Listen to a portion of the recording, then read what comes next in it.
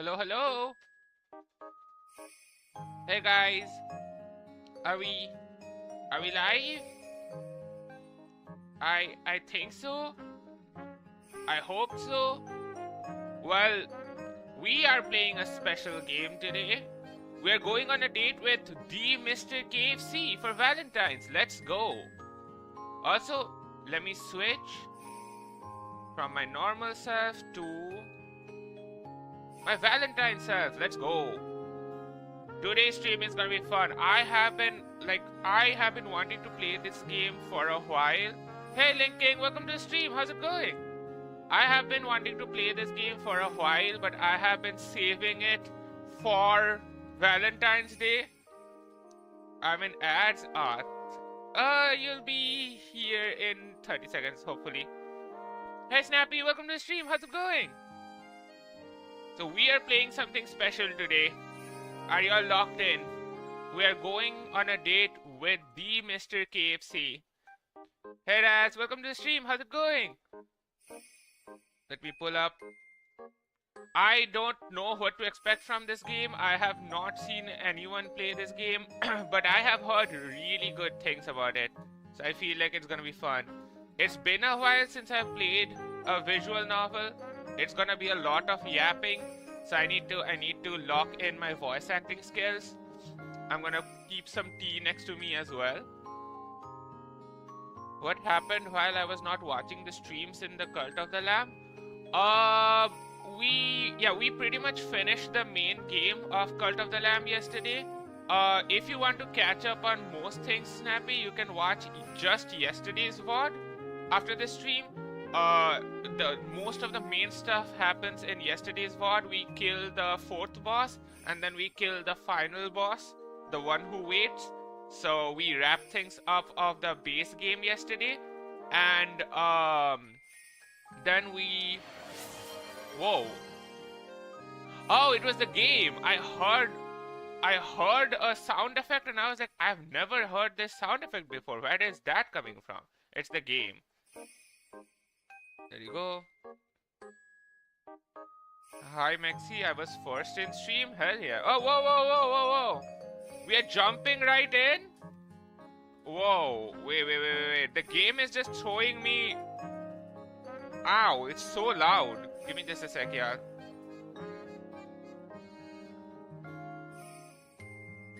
Can you guys even see the game? Look at what's going on right now.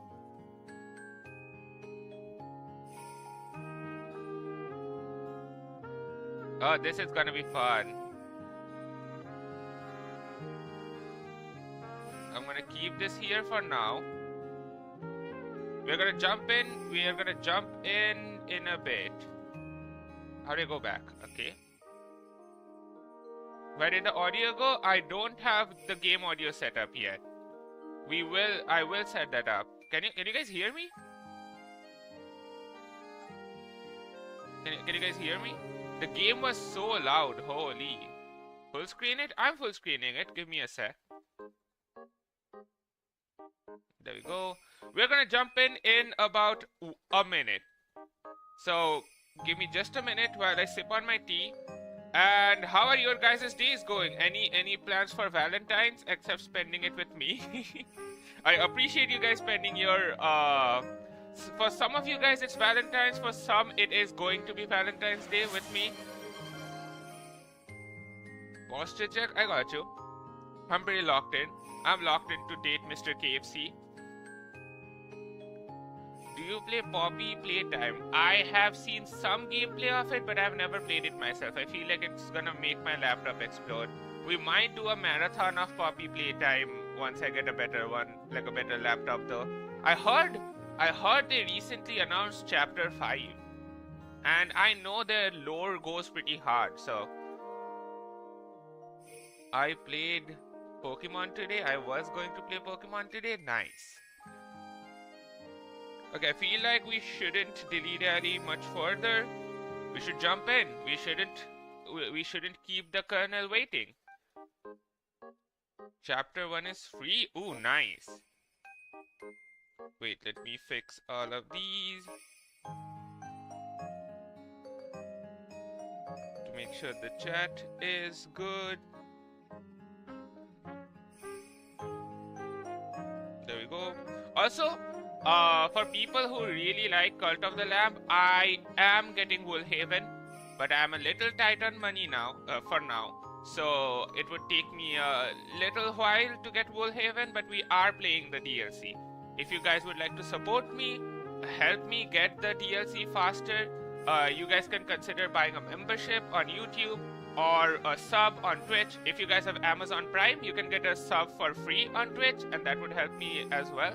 So if you guys would like to help me financially, that would be pretty, I would really appreciate it. But yeah, we are getting the Woolhaven DLC, and we will play the Woolhaven DLC. It will just take a little bit of time. Hedge funds? We are not doing hedge funds. Maybe next stream Poppy Playtime. I like my laptop won't be able to handle it linking. I don't think so. It is pretty graphically intensive. I think my laptop would explode. I can check it out. Maybe it would run on my laptop. We'll see. Okay. I think enough dilly-dallying. I think it's time for us to jump in. Let me grab my water bottle. Give me just a sec. Because this is gonna be a lot of yapping.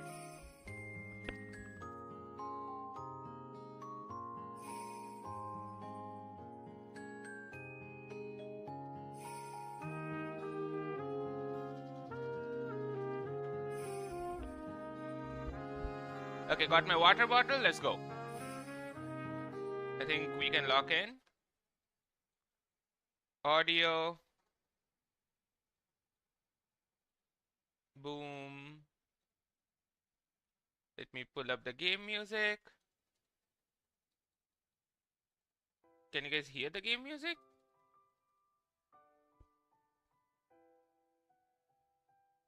Oh, it's really low. Okay, there you go. You guys should be able to hear it now. Oh, it's so... That's pretty good music actually. Oh, it stopped. Let me increase the volume a bit further so you guys can...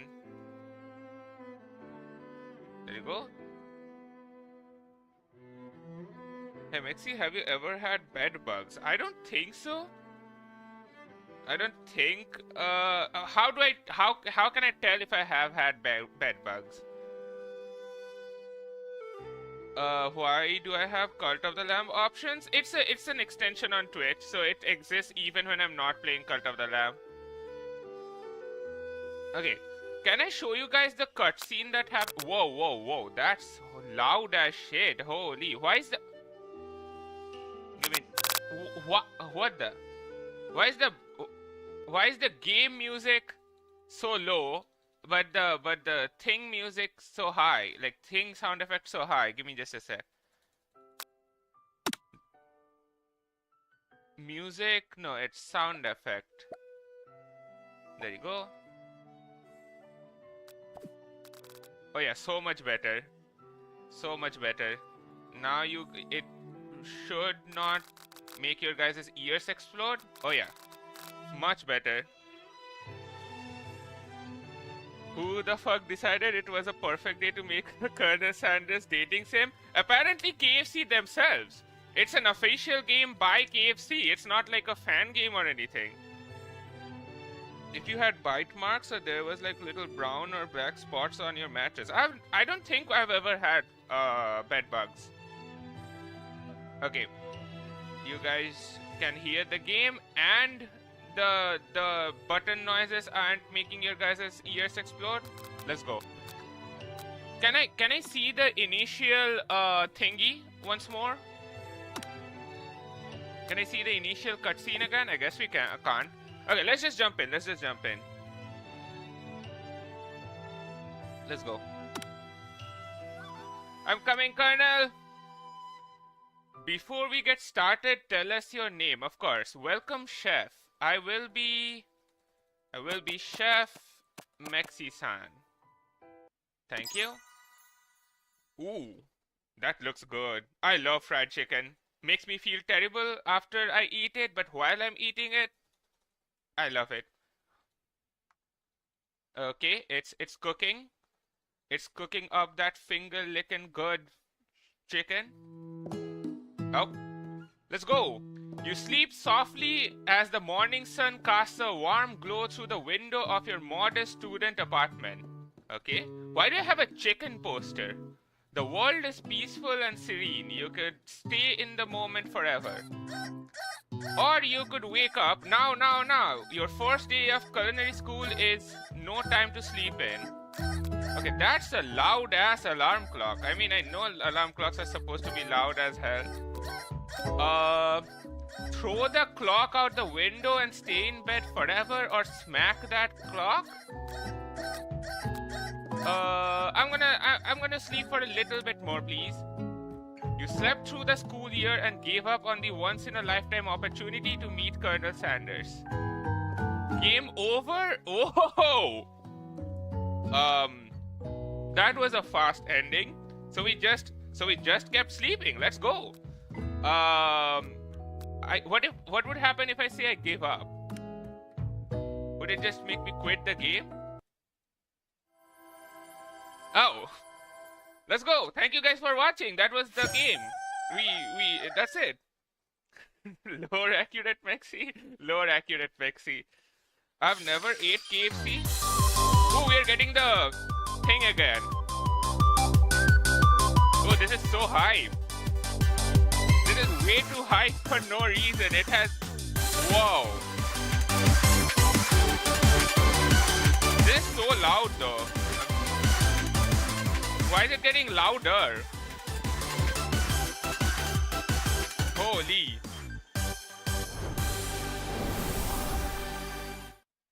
Okay.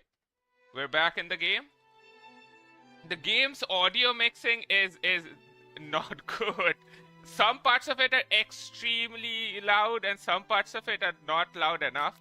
Anyways, we jump back in. We already got a new ending. Let's like our first ending. Let's go. We're jumping back in. Okay, this time we're meeting the Colonel. Let's go. I like the dog. The dog is really cute. We're jumping back in. I'm coming, Colonel. Yeah. I'm waking up. Smack the clock. Let's go. Lying in bed, you stare at the ceiling, thinking about everything that awaits you at the prestigious University of Cooking School, Academy for Learning. Your mind begins to wander. Who will be there? What will you cook? What should you wear? Time begins to fly by, and you find your imagination getting away from you. This kind of reminds me of my childhood.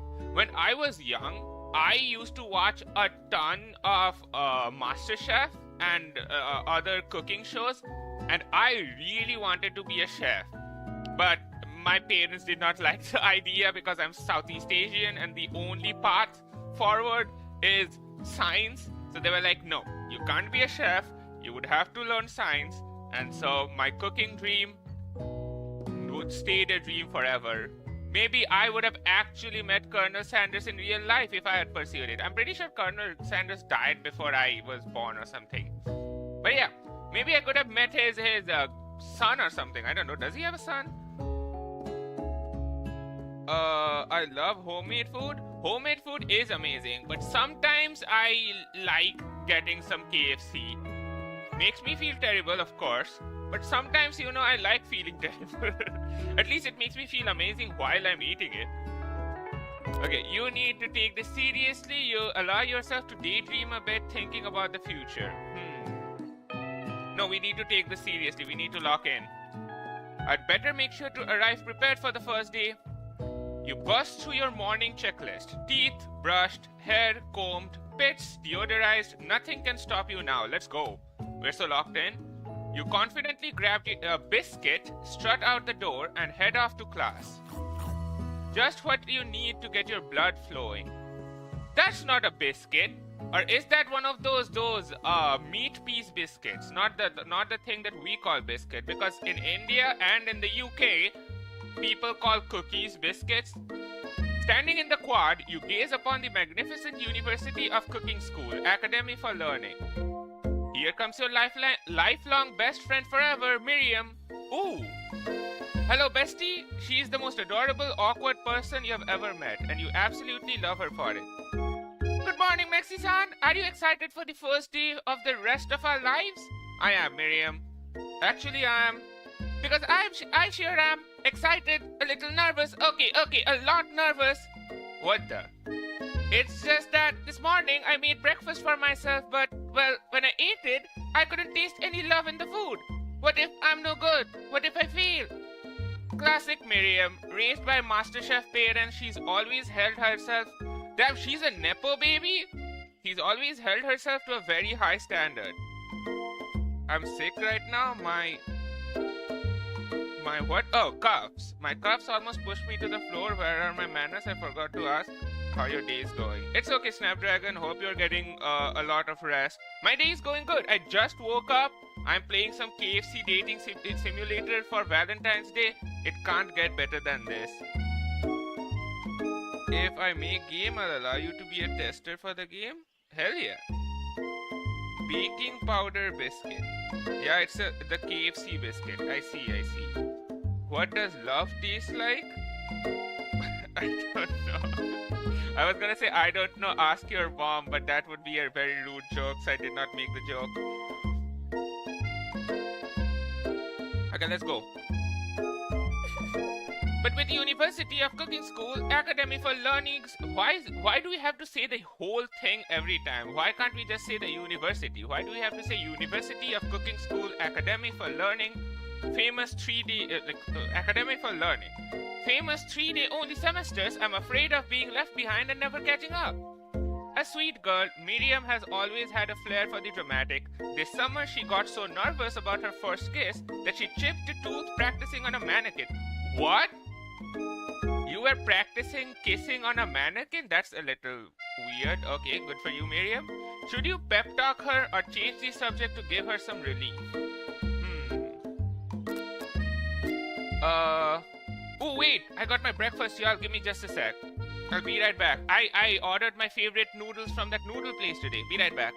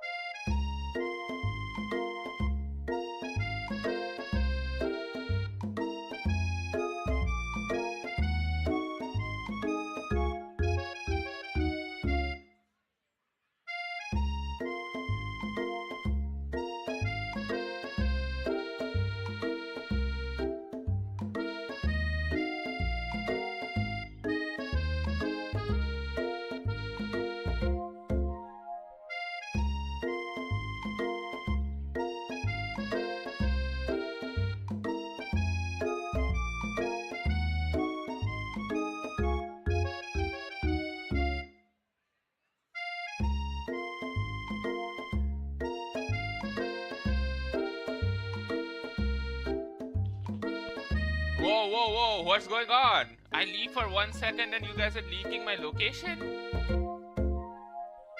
Also, it's been a while since I've ordered my favorite noodles from that noodle place. So, this is gonna be good.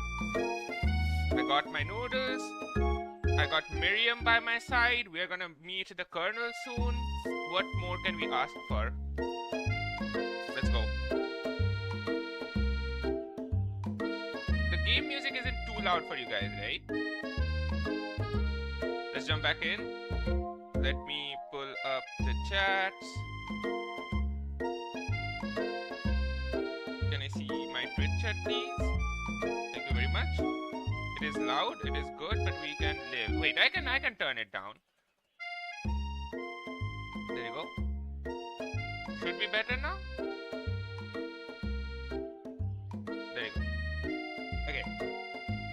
Should we pep talk or change the subject to give her some relief? I feel like since we are going into the university anyway, she could use some pep talk. Changing the subject would only make her more nervous. Come on, bestie, you can do it. Remember last month when we saw that fortune teller and had our tarot cards read?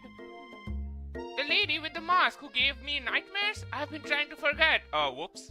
I know she looked spooky, but she was so sweet. And she told you that you were destined for great things.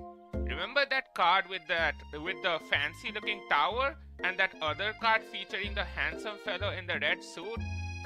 I've been waiting for so long to meet a handsome fellow I could call my own. Okay, calm down, Miriam. This is cooking school. And I'm sure you will soon. In no time we'll be graduating and you'll be delighting the world with your heartfelt cooking in no time at all. As you talk Miriam up, you can feel her nerves begin to ease. Nice, let's go. You know what? Maybe everything will be okay after all. And if not, at least I have these killer bangs. You do have some killer bangs, Miriam. Can you believe I cut them myself? You can definitely believe it. I cannot believe it. Before you can get another word out, you're rudely interrupted with when someone smacks your books and custom engraved measuring spoons out of your hands and onto the ground. Who's doing this? Hey! It's Ashley, your arch rival. She's totally evil, but she can't help but be filled with jealousy. She can get anything she wants and she knows it. Oh, I hate Ashley already. My custom marked spoons. They're on the floor now. I would have to clean them again. My cat is doing the cinnamon roll. What's bangs? Bangs are the hair things. The hair things on the front. Is it not? Or am I tweaking? Pep? Okay. Hello, Ashley. Oh, I didn't see you there, chicken shins. Whoa, she's rude. You leave Mexi-san's shins alone. They're perfectly normal shins. You can't stand Ashley. Even her name is annoying. Okay. To other Ashleys, your name is not annoying. Just this specific Ashley. You know for a fact it's actually Ashley, but she had to add extra letters to make herself feel better than everyone. Okay. If anyone here knows what perfect shins looks like, it's us. We're not going to let you or your really weird insults get to us. Across the quad, you see Ashley's best friend Van the Man, who has stopped to look at his own reflection in the mirror. His pants are so tight you can see him casually working out his glutes while he styles his hair. No lie, they're rocking glutes. Who's Van the Man? Wasn't Sanders like 60 or 70, huh, Mexi? Hey, we are adults here. I can do anything I want with Colonel. I'm an adult, Colonel's an adult, and age is just a number. What? Like the hair that goes to the middle of my face? No, it goes to the sides. Bangs are the hair thingies that are going to the sides, I think? No, wait. It's in the middle. No, you're right. The things that are coming out from the center portion. Why do I have to explain bangs like this? Van? You rang? Whoa! Why is bro built like a JoJo character? You've never been sure what their arrangement is, but as long as you've known them, Ashley and Van have been just as close as you and Miriam, but substantially more devious. I can't believe that University of Cooking School Academy for Learning. Can we just call it the university, please? Can we just say university? Why are we using the whole name every time? Would even allow people like you to attend as students. I know, right? You'd think they'd just hand us our diplomas now. Or maybe hire us as professors. You amateurs could learn a lot from us. With the first day of school about to start, there's just not time to properly tell these two off, so you resist the urge. Let's go, Miriam. See you later, losers. As you approach the door, you see a goofy-looking kid. Why do you have to describe the kid like that? A goofy-looking kid pushing hard against the window directly next to it. Oopsie. I think it's broken. Why is a kid in a university? You reach forward and easily pull the door open. That should do the trick. I was going to say he looks like he's from JoJo. He looks like a JoJo character. He does. Even the art style. I love you. Okay, calm down, Pop. I think you mean thank you? My name is Pop. I was named after my Pop. He's old. Okay. Could someone like this also be a student at the school? He must be one heck of a chef. Also, his name tag clearly says Bob, but I guess he's reading it upside down? How young are you, Pop? Hi, Pop, I'm Metsi-san. So, how are you even allowed in the school? Are you going to make me hold this door all day? Nope. And with that, the young man walks into the building ahead of you. Is it just me, or is he kind of cute? He's a cute kid. I think it's just you. You both shrug your shoulders before following him into the building. You stand at the edge of the room. Oh, class time. Who's this guy? Is this guy important to the KFC lore? The child is working. Maybe that's a like you know those kids who are like super giga smart. They're so smart that they get promoted to the university level instantly because that's how smart they are. They skip classes so many times they're directly in university. I think Pop is one of them. But yeah, also what are we learning? We are learning some calculations, I guess, to make the perfect fried chicken tender thingy. The perfect right angle for the perfect chicken leg. I don't know. Why are we learning maths in a cooking class? You stand at the edge of the room, unsure where to sit. Other students wander in and keep themselves busy chit-chatting. A scruffy-looking pooch takes his place at the podium at the front of the class. Adorable. Wait, the dog is our teacher? Is that even allowed?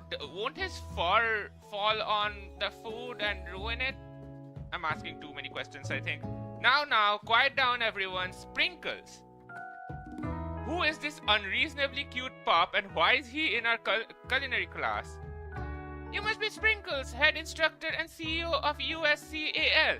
Finally, at least we got Uskal. I'll call our university Uskal. Uxal? Please call me Professor Dog. I may be cute and little and fluffy, but I still demand respect. Woof. What? A cute dog is our professor? This is the best school ever. I guess only a dog's nose is capable of picking up all the nuances of fine dining. That is true. But isn't his fur going to be a huge issue in cooking? Why does he have human eyes? We don't ask questions here, buddy. He is the master chef. Out of nowhere, wind begins to rush around you as a swirl of cherry blossom petals fill the air inside the classroom. Wait, is the colonel coming? I'm chilly, someone close the window. And then he walks in. Let's go, hey colonel! Damn, look at his cheekbones. He's mogging us right now. You're immediately swept up in the aura of this new student and his remarkable goatee. Who knew anyone could be so handsome? Time stands still. Wait, Colonel is a student? I thought Colonel is gonna be our master. It's him! If it isn't my favorite student, Harlan. Colonel Sanders interrupts Sprinkles. Sorry, Professor Dog, before he can finish his sentence. Please, call me Colonel. Colonel Sanders. A hushed murmur rolls through the classroom as Colonel Sanders walks down the aisle of desks. Suddenly, the room is sweltering. Holy! So he's going to be a rival student? I thought he was the principal. Me too. I thought he was going to have like an important position here or something. Sweat begins to bead across your brow. Do you say bro or do you say brow? Like eyebrow or eyebrow? You feel like everyone is looking at you and you're not entirely wrong. And this over here must be sweaty, so it's a lot. Maybe we should open that window back up before faucet pits melt into a puddle and evaporates entirely. Oh wait, that was Van Van. I did the wrong voice. Hold on just a second. Nobody talks to my friend like that. You two both know my name. We were in the same kindergarten class. And what is with all your really weird insults? Besides, when Mexi-san sweats, it's not gross. It's beautiful. Look at that shimmer. Okay, calm down, Miriam. You're not helping the situation, Miriam. You are not helping this. You take a moment to clean yourself up. Eyebrow? Gotcha. It's a good thing you didn't forget about that deodorant this morning. This classroom is hot, hot, hot. Probably because the colonel is here. I don't like deodorant, by the way. I don't wear deodorant because I can't handle the smell of deodorant. Also, I have been blessed with genes that makes my sweat be not smelly, so I'm kind of locked in. Mexi, when I said 60, 70, did you not get the reference? Oh, I did. I chose to ignore it. Professor Dog steps in to settle the class down and set some ground rules. Welcome to the University of Cooking School, Academy for Learning, the greatest culinary academy in the world. The birthplace of culinary legends past, present and future. Many challenges await you. There will be tears, there will be blood. Why will there be blood? There might even be, you might cut yourself while cooking, I guess. Should I update my YouTube channel profile because I don't know if people would like the redesign? It completely depends on you, Linking. You can do whatever you want with your YouTube channel. I feel like your YouTube channel is your self-expression. You want to change your banner? Go for it. There might even be really adorable tiny food. And when all is said and done, there will be a battle. You will lift your sparks and compete in the broom cooking arena. Whoa, we have to do a cooking battle? I'm locked in. I have seen so many master chefs. Just then, another student enters the classroom and interrupts the professor's rousing speech. Who are you?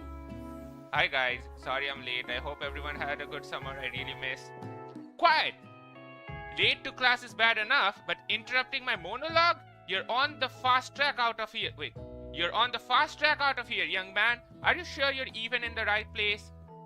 Don't you recognize me? This is my third year in this school with you as my teacher. Wait, does he keep failing? Everyone stares at him blankly.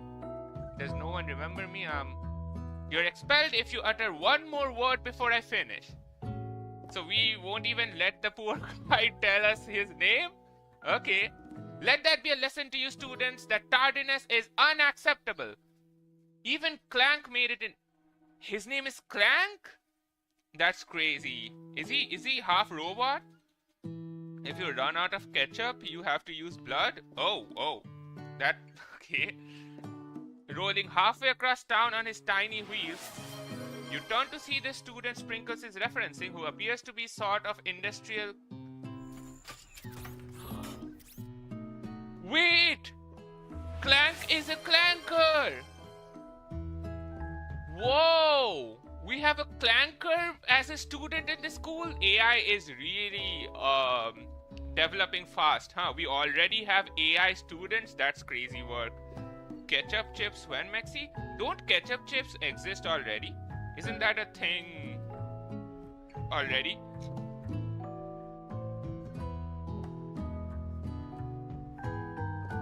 Okay, took some sips from my tea. Let's go. Oh, I hate clankers. The class bursts into laughter. Okay, don't laugh at the poor guy. We may hate the clanker, but let's not bully the clanker. Oh, Clank, you rascal. Sprinkles walks in the classroom as everyone stands in silent obedience. When he gets to you, he lifts his nose into the air and takes a deep sniff. Is that legal? I mean, you are the chef. Your diet is lacking. Based on what I'm picking here, you definitely need a multivitamin. You should be taking better care of yourself.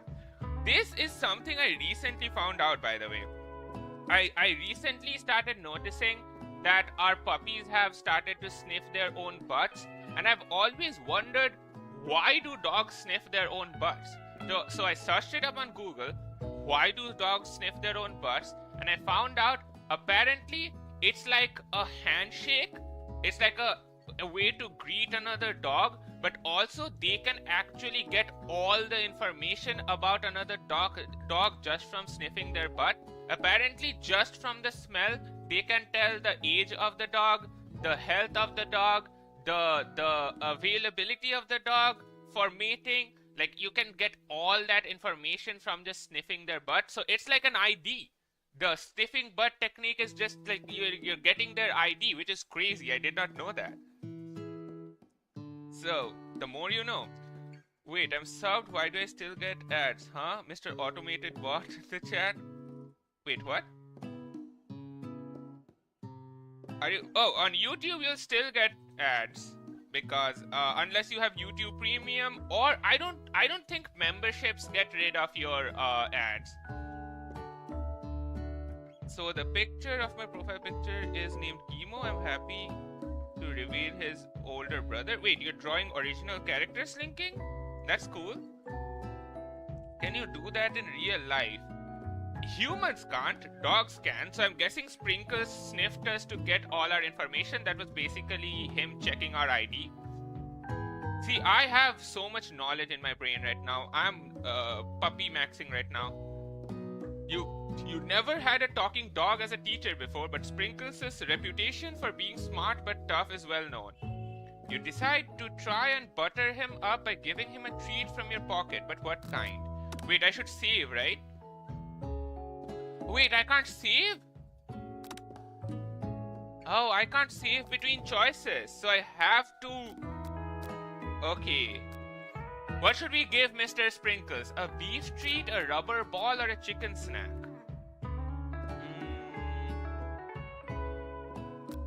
I mean, this is the KFC University. I bet they would like the chicken snack, right? There you go, Sprinkles, have a chicken snack. You reach beneath your apron and return with a chicken snack in your hand. Why do I casually have chicken snack in my apron, by the way? Sprinkles' eyes go wide as he locks onto it. His favorite, let's go! Well, I think there might be some competition for new star student.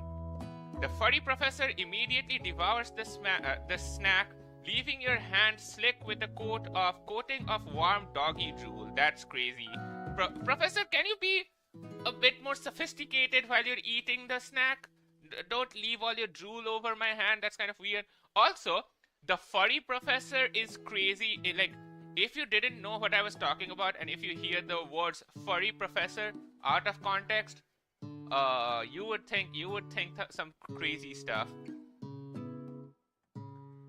You see the other students eyeing you jealously, but pay no mind to them. If they wanted to succeed in life, they would have learned the importance of carrying a range of dog treat flavors on them at all times. Exactly. I'm locked in. I'm like five-heading them. I am pre-planning my moves. I am playing chess while they're playing hide and seek. Settle down, young chefs. Take your seats and prepare to have your minds open to the amazing possibilities of culinary creation. As everyone rushes to claim their favorite seats, you're left standing at the front of the room. Only two options remain. Hey, Mexi-san, there's still a seat here. It seems like no one has claimed the seat next to me, if you're interested. Shit. Do we betray our best friend to sit next to the hot Colonel Sanders? Or do we miss our chance to interact with the hot Colonel Sanders by sitting with our best friend?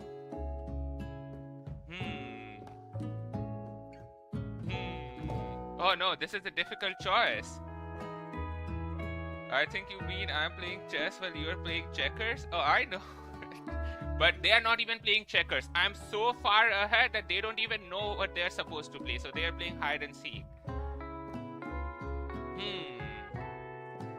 Also, friendship? Yeah. We should not betray our best friend for a hot hunky man. You're right. I'm gonna sit by my best friend.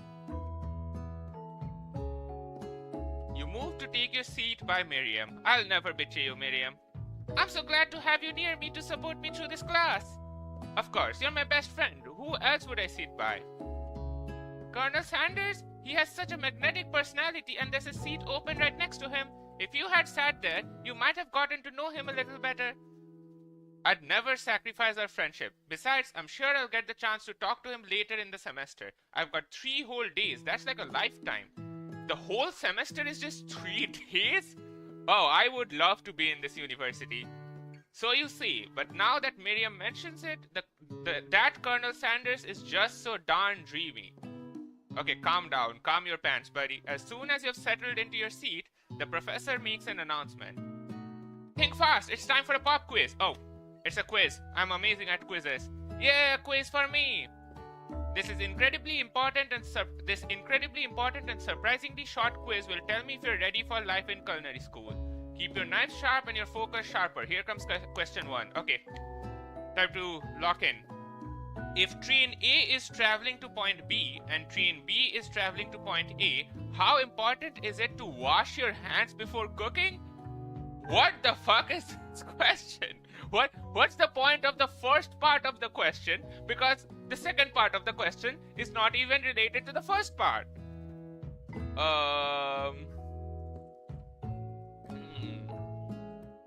I mean, it's very important to wash your hands before cooking, so extremely.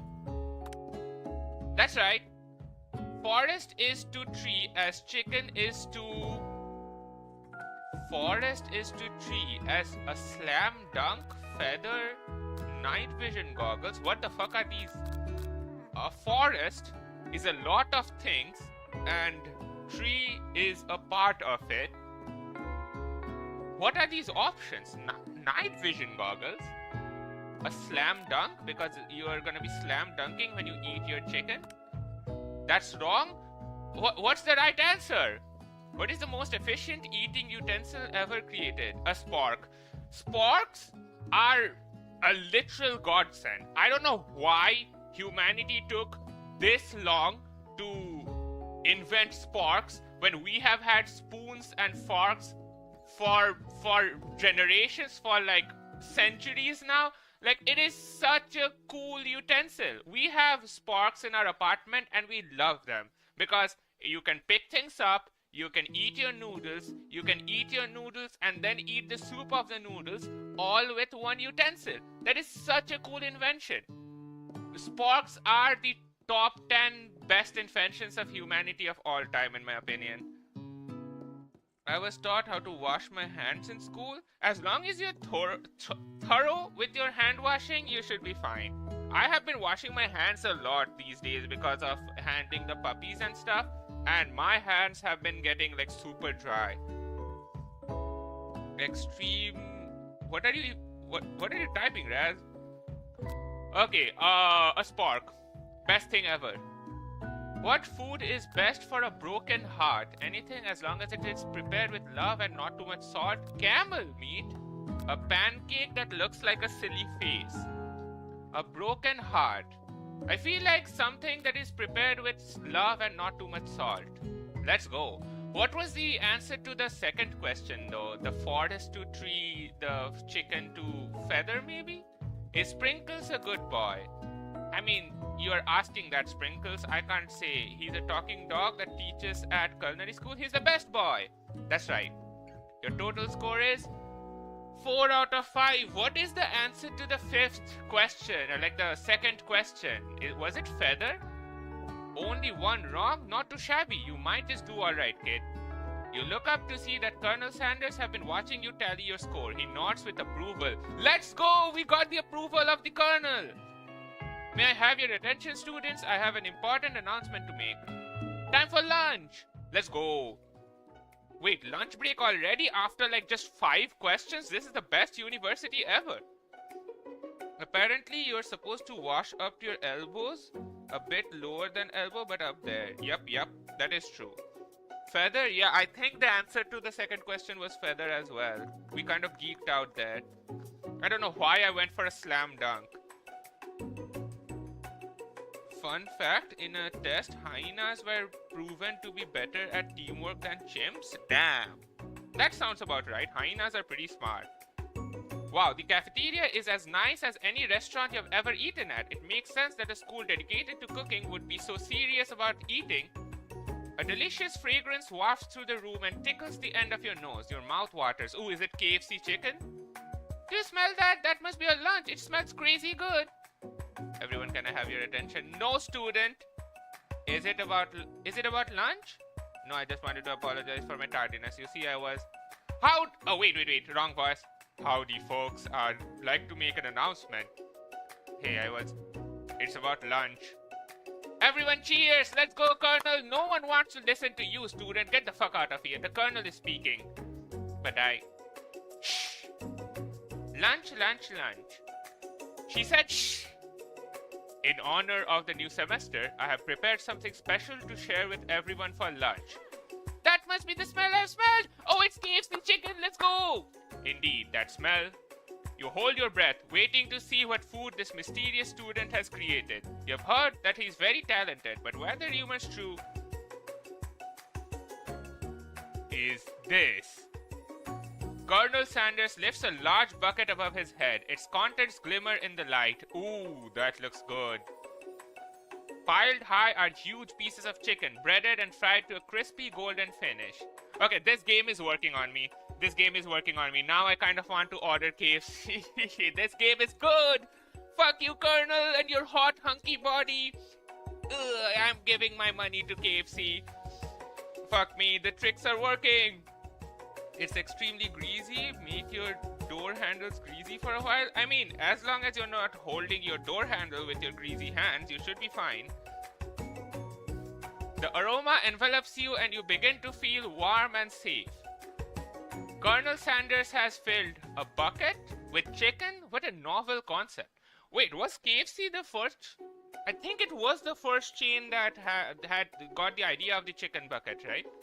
Your stomach begins to grumble as if to say, stop thinking and start eating. For years, I have developed a secret recipe for the perfect fried chicken. By my calculation, nothing less than 11 herbs and spices are required to achieve the perfect balance of flavors.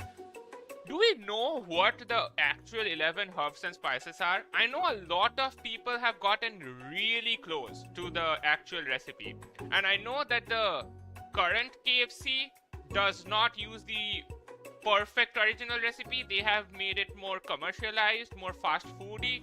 But I don't think anyone has ever actually figured out the 11 herbs and spices. Two of his hobbies are cooking and playing the guitar emoji. By my calculation, nothing less than 11 herbs and spices. Yeah, I think people have gotten close, but I think this is still a secret, right? It's like the Krabby Patty secret formula. You look around and notice that every other student has a pen and paper and is scribbling notes as fast as they can. But that's all I'll say about that. What about... Wait, what voice should I give to Van Van? I'm running out of voices. I'm not that good. Whoa, the Colonel is mad. Von interrupted the Colonel. What? You think we would want your stupid secret recipe, dude? Sure, nah, my dude, nah. I'm just drafting a last will and testament in case one of those ingredients is a poison. Got him. He looks around nervously to see if anyone else is laughing at his sick burn. Your joke was absolutely ass, and you are trying to joke about the Colonel Sanders. You need to calm down, buddy. You wait to see what zinger Ashley has prepared to follow up, but she suddenly takes a different approach. Wait, a zinger? Isn't a zinger also a burger in KFC? I know zinger also means like a roast, but also it means a burger in KFC, so they're really clever with these puns. What's with Ashley wearing the fast food worker hat and the okay. I mean, she wants to be fashionable, Cole. She can wear whatever she wants. She looks pretty in it. Yeah, and I was just like writing in my diary. Also, I just noticed Ashley's pants have chicken cuttings. Good for her. She's really dedicated to the craft. What's your favorite song? my favorite songs change every week. I'm gonna be honest. Every week I find a new song that I'm addicted to, and I listen to it all week. Currently, I'm listening to "Finger" by Boythrob. It's a YouTube boy band who I'm in love with. They are amazing. They're really cool. They have an Indian guy. The song is really nice as well. So I've been currently listening to that on repeat for a while. So one of my most favorite songs lyrically is Bohemian Rhapsody. What's a song you enjoy and is stuck in your head? Currently, it's Boythrob's "Finger." Say his voice in a kidnapper style because his name is literally Van Van. Dear Diary, today I smelled something beautiful. I know at that moment the only... Wait. Dear Diary, today I smelled something beautiful. I knew at that moment that only the hands of a true gentleman could fry chicken so tender. Wait, Ashley is flirting with the Colonel. We can't let Ashley get the Colonel before us. You see her body language change from bitter and evil to sweet and innocent as she slides closer to Colonel Sanders. She realizes that he is destined for greatness and fame with cooking skills like this. She wants him all to herself. Oh, you're not having him, Ashley. He's mine. Back off. Oh, please. Well, Van Van the Man, if you don't want any, I'll take his. Whoa, hold on. I guess I'll try it. He takes one bite and his eyes grow wide. He starts contorting his face as he tries to hold in his pure exhilaration and acts unimpressed. Easy now, there is enough for everyone. Please, my fellow classmates, dig in. Oh, this is gonna make my stomach hurt the next day so bad, but oh, it's worth it. You take one of the pieces of fried chicken out of this bucket and sink your teeth into it. It's amazing! Tasting Colonel Sanders' food transports you to another dimension? Whoa! Never had that happen to me while I'm having KFC. You have a weak stomach? But I have I was gonna say I have KFC. That is not the name of the disease. I have IBS. The whole point of having IBS is my stomach is weak as shit. Holy, that's some crazy chicken. I know, right? Wait, alone with your taste buds gripping a drumstick in your hand, you float weightlessly. Focus your mind and meditate on this moment. Try and identify every flavor. Savor the moment and everything that it tells you about Colonel Sanders' culinary heart. Swim towards the light. Let's swim towards the light. Maybe we'll find something. Somewhere up ahead, a bright light beckons you. The flavors are so intense, you become warped up in them. Unable to resist, you reach towards the light. It grabs your hand and pulls you closer. Closer, until your fingertip connects with the end of everything. Whoa, I'm having an epiphany right now. You are forever lost in the land of tender fried chicken bliss. Your mind dissolves. There is no Mexican now. There is only herbs and spices. Though Miriam tries to revive you, she cannot. Wait, I died? Game over. What? Chicken so good I had a heart attack and I died? What? Okay, we're gonna try again, I guess. Is it gonna throw me all the way to the beginning? I swear I hear food YouTubers explain food like this. They do. Unless you should watch my favorite food YouTuber, which is the Report of the Week. He is the best food YouTuber on YouTube. He gives you concise, unedited, there's no big reactions like, oh my god, this is just the best food ever, I'm literally gonna have a heart attack right now. No reactions like this. He wears a suit and tie. He eats the fast food thingies professionally, and then he gives you a proper review. Report of the Week is the best guy for fast food reviews, in my opinion. I see this one guy, he like humps his fridge. Okay, don't. That's crazy. I think he put some weed in the chicken, guys, probably. Okay, we're back in the cafeteria. Can we fast forward? Okay, we're fast forwarding to the option. The music of this game is so cool. I love how they actually tripled down on the visual novel aspect. It is so cool. Let's try to identify every flavor. You let the food rest in your mouth and focus on it, scrutinizing every flavor. Salt? Maybe. Pepper? Too obvious. Oregano? Basil? Maybe, but there's something else. Something dark, something spicy. You dig deeper, deeper, deeper. Yes, even deeper still until you find it. Could it be? He really did it. How bold, how adventurous to use what's You try to go even deeper into the sea of flavors, but this revelation alone is more than you can handle. Damn, so we kind of know the secrets 11 herbs and spices in the game. Mexi, are you okay? Oh, I'm doing really good. Hey, King Pineapple, welcome to the stream. How's it going? You're dating KFC? Hell yeah, and it's the best experience ever. You snap out of it and realize that this information was meant to remain a secret, and yet, now you know. A mantle of responsibility now rests upon your shoulders. Oh, I know the 11 herbs and spices now. As you look around, you realize that everyone in the room is consumed by the lunch. No one noticed that you have traveled through space and time. I think he did put weed in my fried chicken. After tasting his food, you try to get some one-on-one time with Colonel Sanders. Let's go. Hey, Colonel. Colonel Sanders smiles ever so softly as you approach. He stops what he is doing and allows you to break the silence. Hello, Colonel. You have such a good mustache. I wonder if I could talk to you for a second. Anything for a fellow chef. What exactly was on that chicken? Ha ha ha, how bold to come out and ask. It's an idea I had for a new combination of flavors that will make me my fortune and establish my legacy for all time as I open a chain of highly successful fried chicken restaurants. No big deal. Wait, you have a staff with a chicken on it? Now that's pretty cool, Colonel. It's just you and me here talking. I can keep a secret. In fact, I've got some of my own that I'm willing to trade. What's your favorite game? Currently it's Elden Ring. He must have laced the chicken with fat, probably. What's the rush? The semester is only getting started. We have got 2 more whole days to get to know each other. That is true, Colonel. I don't want to rush things with you. He's clearly not going to give it up easily, but it doesn't hurt to be persistent.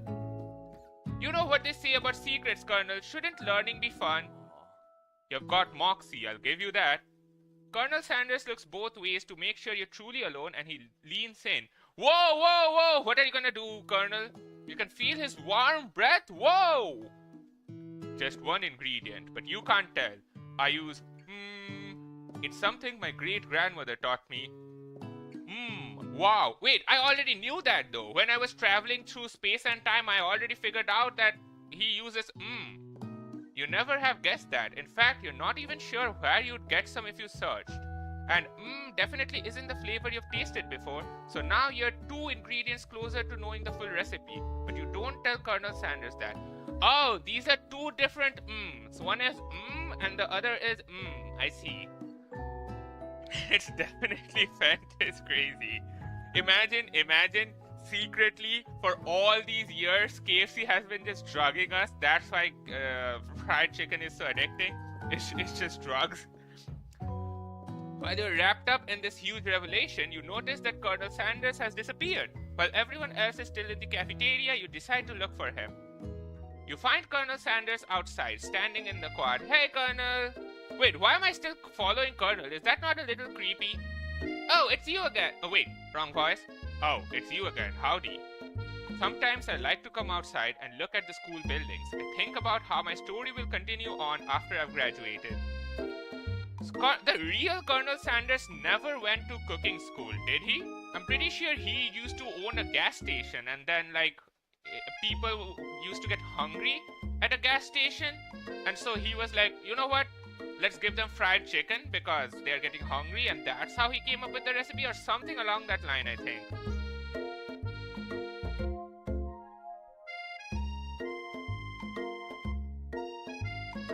What about roller dogs? What's roller dogs? It sounds like you have big plans, Colonel. I dare say the biggest. I will leave my mark on this world. You can bet on that. Oh, you have left your mark on me, Colonel. You can leave your mark on me any day, you know. Alone together for the first time, you figure now is the perfect moment to show your personality to him. Neg him to show your own strength. Wow him with a big idea to add an additional ingredient to really spice things up. He's not gonna like that. We cannot change the recipe of the Colonel. Be modest but thoughtful. I think the Colonel likes submissive types. Let's be submissive. It's the hot dogs that spin forever. Never heard about a roller dog before. Well, I just wanted to tell you that I really enjoyed your food. Now you've gotten your attention. His attention. Oh wait, that was me. I accidentally did the Colonel voice. I suck at voice acting. I'm sorry, y'all. The flavors were complex but comforting. The interplay between salty, savory, and peppery. It was perfect. I appreciate the compliment, Mexi-san. I'm sure you'll be a big success. I know we've only met today, but I'm starting to get the same feeling about you. We should head back inside. The next lesson starts soon. Let's go! I'm in the good books of the Colonel! You step into the massive cooking arena where the afternoon lesson will take place. Each student gets an oven and all the tools and ingredients they could need. Oh, we are doing a cooking competition? Look at this place, it's magnificent! Finally we get to show our stuff! Wait a second! Oh no! We have to show our stuff! What if I totally blow it? Okay, calm down, Miriam. You're okay. You're okay. You're not going to blow anything. Except maybe kisses to the crowds of fans that you're gonna earn with your signature adorable tiny food creations. Welcome, students, to the cooking arena. That's a lot of ovens. I mean, this is a cooking school thing. I heard India has a really low divorce rate. Is it true? Why are you asking me? And probably yes, because a lot of people, even in people that I know, feel compelled to stay in the relationship, stay in marriage even if the love has fallen off. Divorce is not really that common here. It's more of beat them. Oh, I'm locked in linking. For today's lesson, we'll be cooking with partners. Hurry up and pair off. Oh, naturally Miriam looks at you. Hey, Colonels. Oh no! No, poor Miriam! I thought this is gonna be an opt choice where I would be able to pick between Miriam and Colonel. We just go for the Colonel? Poor Miriam, we're betraying our best friend for a hot, hunky guy. Come on. I don't want to go that low. Like, I can impress Colonel and keep my friendship at least. Hey, Colonel, would you like to tackle this lesson as a team? A team of two, that is, me and you, if that wasn't clear. Wanna be my partner? Sure, Mexi-san, I'll prepare our station. Without you as a partner, Miriam is left standing all alone. Two different students quickly take notice. Wait, who's gonna be... Hello, new partner? Beep bop. Bzz. Oh my, two potential partners. I'm so sorry, gentlemen, but I don't know who to choose. It looks like you'd have to pick for her. Friend duties can be a little awkward, but that's the price you pay for not being alone forever. Who do you want to ask to be Miriam's partner? So Miriam's either gonna get a child or a clanker? That's the best. Drink water, I didn't hydrate. Oh, I didn't see. I got you.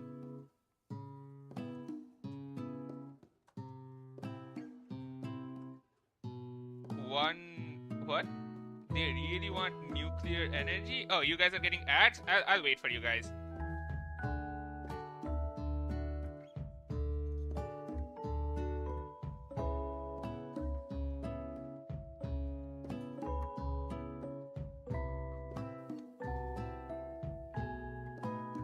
Okay, are you guys done? Are you guys back from the ads? Let me pop open my noodles.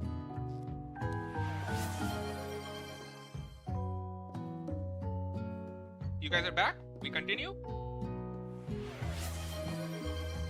I'm back? Okay. Ooh, the noodles are as good as I remember. Let's go.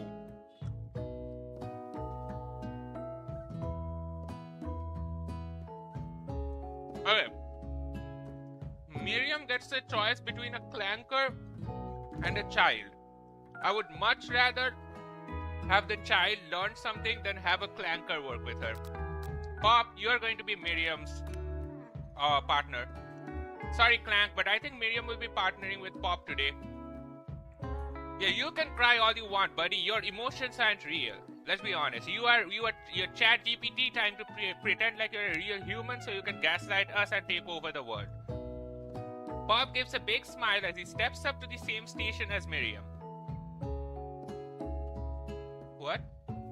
If you do, please make a Chef Maxi. I think a Chef Maxi does exist already. I think. I'm a chef. He holds up a banana and, without peeling it, proudly eats the entire thing. But what? Why would you do that, Pop? It's disconcerting, but Miriam is too kind to act grossed out. Why would you just eat a whole banana? And that's not even cooking. You ate the whole thing. I love your enthusiasm, Pop. She looks at you like, really, this kid? But it's too late to change your choice now. It's better than a Clank or Miriam, trust. Now it's time to focus on your own cooking classwork. Goodbye, King Pineapple. You need to skin a banana. You always skin a banana. I don't even think the banana peels are actually good for you. Alright, you two, for today's lesson, we are going to keep it simple. Pick a basic dish and divide up the steps. No chef is an island. It takes 2 flints to make a fire, you get the idea. Which dish do you suggest to your partner, Colonel Sanders? Steak tartare should be easy, it's fancy, and you don't need to cook it. Using octopus will blow Colonel Sanders' mind. Your grandma's mashed potatoes and gravy.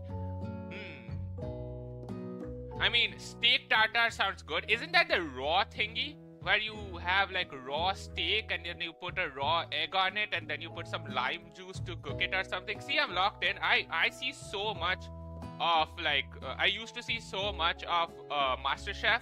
I know my dishes. You need to marry that old man. Do we go for steak tartare, octopus, or mashed potatoes and gravies? I don't like mashed potatoes and gravies. Let's go with steak tartare. I had a delicious steak tartare once at an incredibly fancy restaurant. It was simple but sophisticated. Maybe we could make that. Beef, raw beef. Yes, Colonel, learn to experiment with seasoning and an egg yolk on top. Mexi-san, I must admit, I'm disgusted right now. What the hell? It's an amazing dish. I don't like raw meat either, but I thought it would be super fancy. Consider our partnership ended. Mexi-san, where is your partner? He just left, being very disgusted at me. I suggested we prepare steak tartare and raw beef. It's a delicacy. It's a delicacy, chef. You are supposed to be a chef. You are supposed to know this. Pack your things. Your time at University of Cooking School Academy. Why is academy so hard to say for me? Academy? Academy? Academy? Academy. Academy for learning is over. Wow. So no steak tartare, I guess? Potato? I love mashed potatoes and gravy. You're committing treason. Okay. We can... Academy. Okay, gotcha. I'm back from bird feeding. What happened while I was gone? Well, they wanted me to choose a dish to cook, and I chose steak tartare, and the chef did not like it. Colonel Sanders left me, and it was game over. So, we are going back in. Cat like cat. Academy. Gotcha.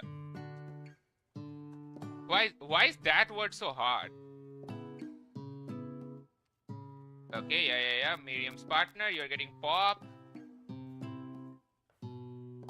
And would the Colonel like octopus? I mean, wait. Do KFC serve mashed potatoes and gravy? Is that a thing? Potatoes? You got it when it was slow. I see. Okay, I'll go with mashed potatoes and gravy. As much as I don't like it, sure. I've always been something of a down-home chef. I was thinking we could make something warm, inviting, comforting. Oh, he liked that. I saw the hearts around him. Maybe mashed potatoes? And gravy? I couldn't imagine one without the other. Colonel Sanders casts a coy look at you, causing your whole face to go beet red. Embarrassed, you quickly turn away. Oh, he's impressed. Let's go. I'll go get the potatoes. No, please, let me. Picking perfect produce is a passion of mine. Looks like things are getting pretty fresh around here. Does anyone have a crush on Colonel Sanders? Okay, shut the fuck up, Ashley. Weren't you trying to flirt with Colonel as well? We are just cooking partners. Mind your own business. Sanders' heart is my business, and you better keep your fingers off my man. Okay, Ashley, he is not your man. Calm down. Did someone call for me? No one called for you, Van Van. No one even cares about you. No, geez, Van Van. While I'm over here crushing Mexi-san's dreams, you're supposed to be taking care of your classwork. That was the deal, remember? Poor Van Van. Bro is getting third wheel for no reason. Colonel Sanders. Whoa, what's going on with the music? Why is the music going crazy right now? Colonel Sanders returns arms full of peeled potatoes. He tosses them into boiling water and turns his attention to you and your old friends. Oh, howdy here, Ashley, Van Van. Are we working in a quartet instead of a duet now? Hell no. Actually, no, it looks like Mexi-san was struggling, so we offered to give him a hand. You know how it is, these young amateur chefs need a lot of mentoring. I was gonna say, Colonel Sanders, maybe I could be teaching you a thing or two about fancy food. Maybe one day you might be able to get to my level. Ha, doubt it. Don't be rude, Van Van. Personally, I have no doubts whatsoever about Colonel Sanders' ability to concoct creations worthy of admiration. After all, your fried chicken was quite spectacular.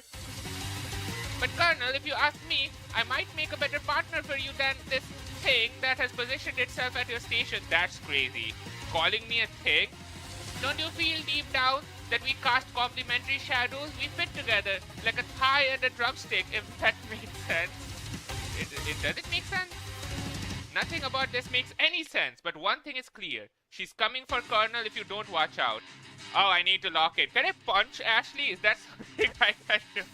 I don't want to punch Ashley, but Ashley is really going at you hard. You need to ask for some backup here before things get ugly. Okay. Turn to Colonel Sanders, hunk of hunks in your life.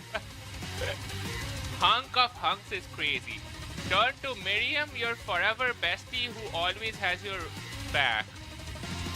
I'm going to Miriam. I know I betrayed her, but I trust her to handle this situation well. Do you like fried chicken boobs? I'm guessing you're asking, do I like fried chicken breasts? I do. I think breasts are pretty yum. Wait! Don't clip that out of context, please. Wait. Miriam, I'm going to need your help. You turn to Miriam, and as soon as you find her, she senses it and looks back. This girl's friend in need radar is second to none. She immediately comes running over. Miriam! Is somebody threatening my friend? I will destroy them! I actually think Ashley and Van Van were just leaving. Leaving you to the dust vis-a-vis my skills as a chef perhaps, but stepping away from this competition, you are sorely mistaken. Miriam, you're a loyal friend, but Mexi-san is my partner for today's activity. That's kind of rude, Colonel. Like, that's my best friend, you know. You look for Sprinkles in hopes that he might step in, but he's nowhere to be found. Darn those cute corgis and their short but sturdy stature. Where is our professor? The professor just left us alone here? You look down at your station and realize that in the tension of the moment, your hands have been cooking on autopilot. Distracted by the drama, you have already crushed the boiled potatoes into a perfectly creamy mashed texture with plenty of butter and cream for flavor. It's as if your natural passion has guided you through the steps you know so well, while your attention was elsewhere. Damn! I know just what to do. Colonel Sanders extends his hand. He's holding a beautiful white porcelain gravy boat, out of which pours a smooth brown gravy, smothering your nearly finished potato dish. Ooh, that looks good. I personally don't like mashed potatoes, but if I was a mashed potato enjoyer, that would look good. I'm showing that to your future job boss. I mean, the amount of out of context clips I have, my job application, my job resume is already cooked. My online footprint is super cooked right now. if I ever actually get a real job and my bosses find my YouTube channel, it's over for me. That's probably going to make you bust is crazy. But yeah, I'm guessing KFC used to sell mashed potatoes and gravy? Do they still sell it? Can you guys get mashed potatoes and gravy from KFC? Also, I've been yapping for a hot minute. That was a very intense scene. Give me just a sec. Let me take a breather.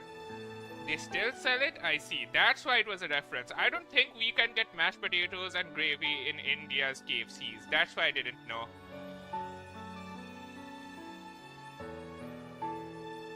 I'm taking a breather, y'all. Let me catch my breath. That was a super intense scene. Holy.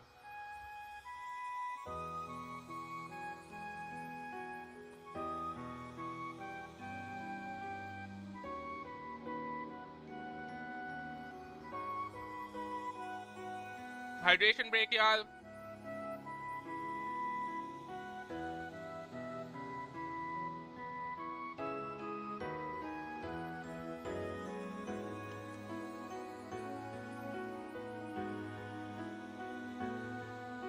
Okay, we're back. Let's go. Gravy flows down the mound of mashed potatoes. The results look spectacular. Granny would be very proud. Oops, wrong button.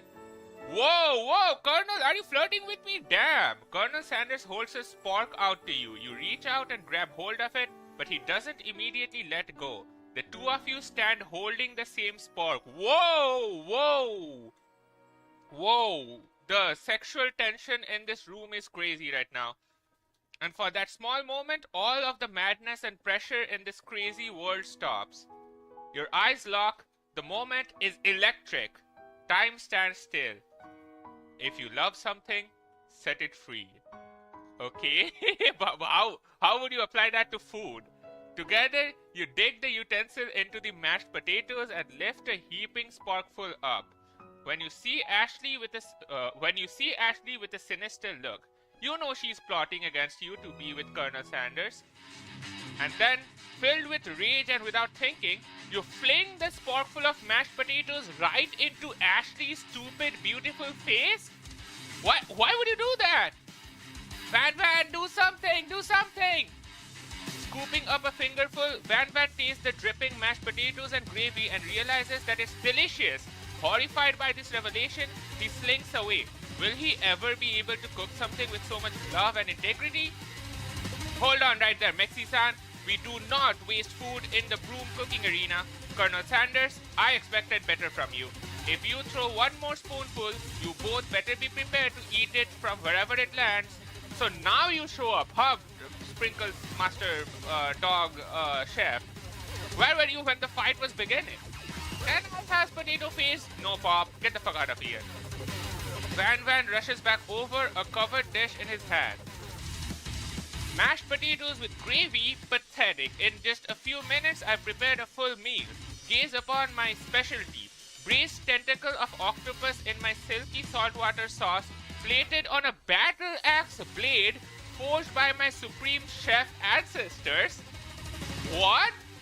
This feels like something that some luxury restaurant would probably do.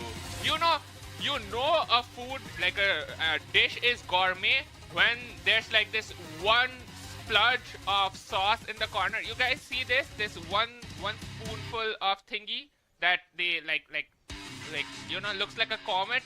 Anytime that exists, that's like some fancy ass gourmet food. Respect Sprinkles, my man did not like you wasting food. True, we shouldn't waste food. But where was he all this time, while we were fighting and everything? You've ignored me for too long. This ends now. It is I who have the first bite, and you will all look on with envy. The interrupting student rushes at Van and swipes a bite of his signature dish right off the plate. Why would you do that? No, don't! Something about this dish doesn't strike my nose right. I think the octopus was rushed and may have turned in the process. The results can be toxic. Too late, it has been eaten. I think I left something in the oven. I don't feel so good. It killed him? What? Whoa! A student just killed another student. Is that even legal? What? Rest in peace, student, I guess. We didn't even know his name, but $89 for 5 bites? Wait, is that the actual... How much...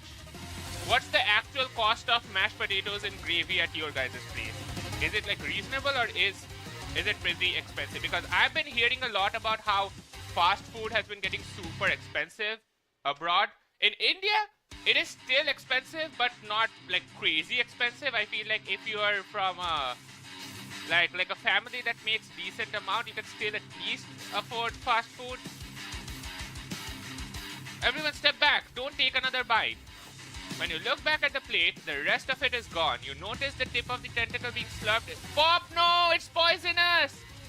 Pop winces in pain for just a moment, then is almost immediately back to his oblivious self. Oopsie! Tastes like poison! The entire class has gathered to watch Pop's final moments. Shock has frozen the whole crowd. They are as motionless as statues. This is a student killing other students. If that's not legal, call the cops, someone. The class bell rings, disrupting the moment and snapping everyone back to reality. It would appear that Pop's enthusiasm for trying new things, despite obvious danger, has inoculated him against poisons of all kind. What? Pop is immune to poison? Why did we do the student dirty like that then? Poor guy didn't even have a name. I'm not sure the professors here make enough money. Fair. Ghost of student. Hello? I just turned into a ghost over here. Seeing that you're shaken up by that really annoying student and all his nonsense, Colonel Sanders approaches you. I'm sorry you had to go through that. Please let me walk you home. We're not gonna address the dead student here? Looks like fast food isn't fast anymore. Posture check? I got you. I'm sitting upright. But we are not gonna talk about the dead student? What? Like, for real? Oh, come on! You follow Colonel Sanders out of the room. At night, the school building has taken on another vibe entirely. It's dark and more than a little spooky. I mean, there's a literal ghost of a student haunting the school now. Dying over mashed potatoes is crazy. I mean, he died over an octopus. An octopus that wasn't prepared right. Which is also crazy, I guess. Colonel Sanders stands in the quartz neon glow and speaks softly. Those mashed potatoes you made in class today. Before you go on, I want you to know they're not a great representation of my skills. I didn't even realize I was making them. They were amazing. Damn. Tasting them, it reminded me why I became so passionate about food to begin with. Colonel Sanders is getting choked up. Damn, he really liked my mashed potatoes, huh? Hell yeah. Cooking is obviously important to him in a way that you find inspiring. Now might be the perfect time to tell him you're developing feelings for him. Oh, whoa! We're going for it? Colonel Sanders? Yes, Mexi-san? There's something I need to tell you. Hold it right there! There's something I need to tell you first. Aren't you the murderer? Shouldn't you be in jail? You literally killed a student. Van. Oh, jeez. You see, when I was just a boy, I had a dream that one day I would be the greatest chef the world has ever seen. And every day since, I have been working towards that dream, day and night. No one cares, Van. We're only here to listen to the Colonel's story. Never stopping, never resting. Also, lifting a lot of weights, like so many weights. Good for you. We should follow our dreams with all our hearts, that our souls may grant them like wishes floating on a shooting star. Damn, look at Colonel, he's so poetic. Cause of death, trying to taste and read some octopus and mashed potatoes. Just kiss him already? I'm trying and I keep getting interrupted. Hey, you... Shut up! I'm the one here to say the inspirational stuff and be the star of the story. Are we forgetting that your cooking literally killed a guy? Exactly. You can't prove that. Also, this character is really, I feel like it's super inspired by JoJo characters. Even the poses look very, similar. I also saw you kill that guy. What was his name? I don't think we know his name. Somewhere in the distance you hear a long sad sigh. Poor guy. Forget him. We're talking about me. Me. I'm the hero. The Spork Monster is here to fight a hero. Who the hell is the Spork Monster? What? I think I left the fridge open. Later, nerds! How dare you threaten me just as I was letting my guard down and connecting with another chef on an emotional level? Be afraid, be very afraid of me because I'm a monster, see? Who's the Spork Monster? Is he rhyming on purpose or is that just a coincidence? Why don't you make Van Van sound like a JoJo character? I'm not that good at making JoJo character voice acting thingies. But before you can discuss syntax any further, it's a turn-based fighting sequence? Whoa! Whoa, we're actually fighting the Spork Monster. Attack? You decide to go on the attack. Which attack will you use? There's only one attack. Cook with Love? Cook with Love does 1 damage. It just got real. The attack really upsets Spork Monster. Spork Monster goes on the attack. They spit hot gravy at you. You take 1 damage. Oh. What is my health though? Huh? You decide to go on the attack. It worked last time. 1 damage. Spork Monster won't forget this. Is really feeling threatened by your attack. Focuses their mashed mind and draws in energy from Mother Earth. They grow larger and more intimidating. Oh, I need to defend, right? Which defense? Trepidation. I don't know what that means, but okay. You hold your head between your hands and mutter, this is not happening. Spork Monster is no quitter. Buffed up and ready to rumble, they go on the attack once again. Uses Utility Tensile. You take 2 damage. If you take much more damage, you're not going to survive this battle. I think we have to attack. I'm attacking. Let's go. Spork Monster is oozing cheese sauce onto the lawn of the quad. I wonder who is going to have to clean that up. Probably our dog chef. Feeling vulnerable, Spork Monster prepares for its ultimate attack, Rounded Edge. Wrong voice. Vile villain. Your reign of terror stops here. Colonel Sanders summons the energy of 1,000 chickens. Are these all the chickens that Colonel Sanders has murdered for the fried chicken? Pot Pie Power Pinch. Pot Pie Power Pinch does 10 damage. Let's go. Spork Monster is defeated. You save me. An injured Spork Monster spews steam into the night. Forget mercy or spare. I bet he drives a van with some shit written free candy. That's crazy. 1,000 chickens or 100 chicken-sized humans or 100 human-sized chickens? 100 human-sized chickens would be really hard to defeat. 100 chicken-sized humans is actually going to be pretty easy because they're going to be tiny. I would go with 100 chicken-sized humans. Also, should we spare him or should we finish him? What are we doing, chat? Does the Spork Monster deserve mercy or should we finish him? What are we feeling?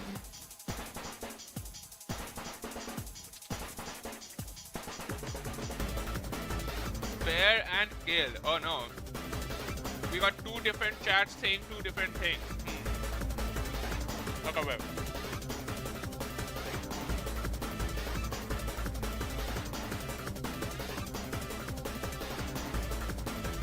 Spare? Okay.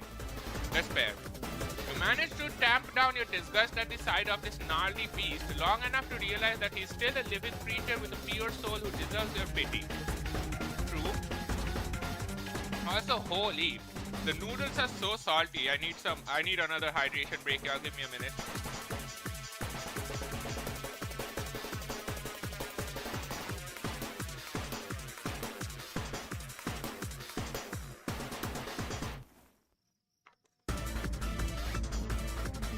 Okay, let's go.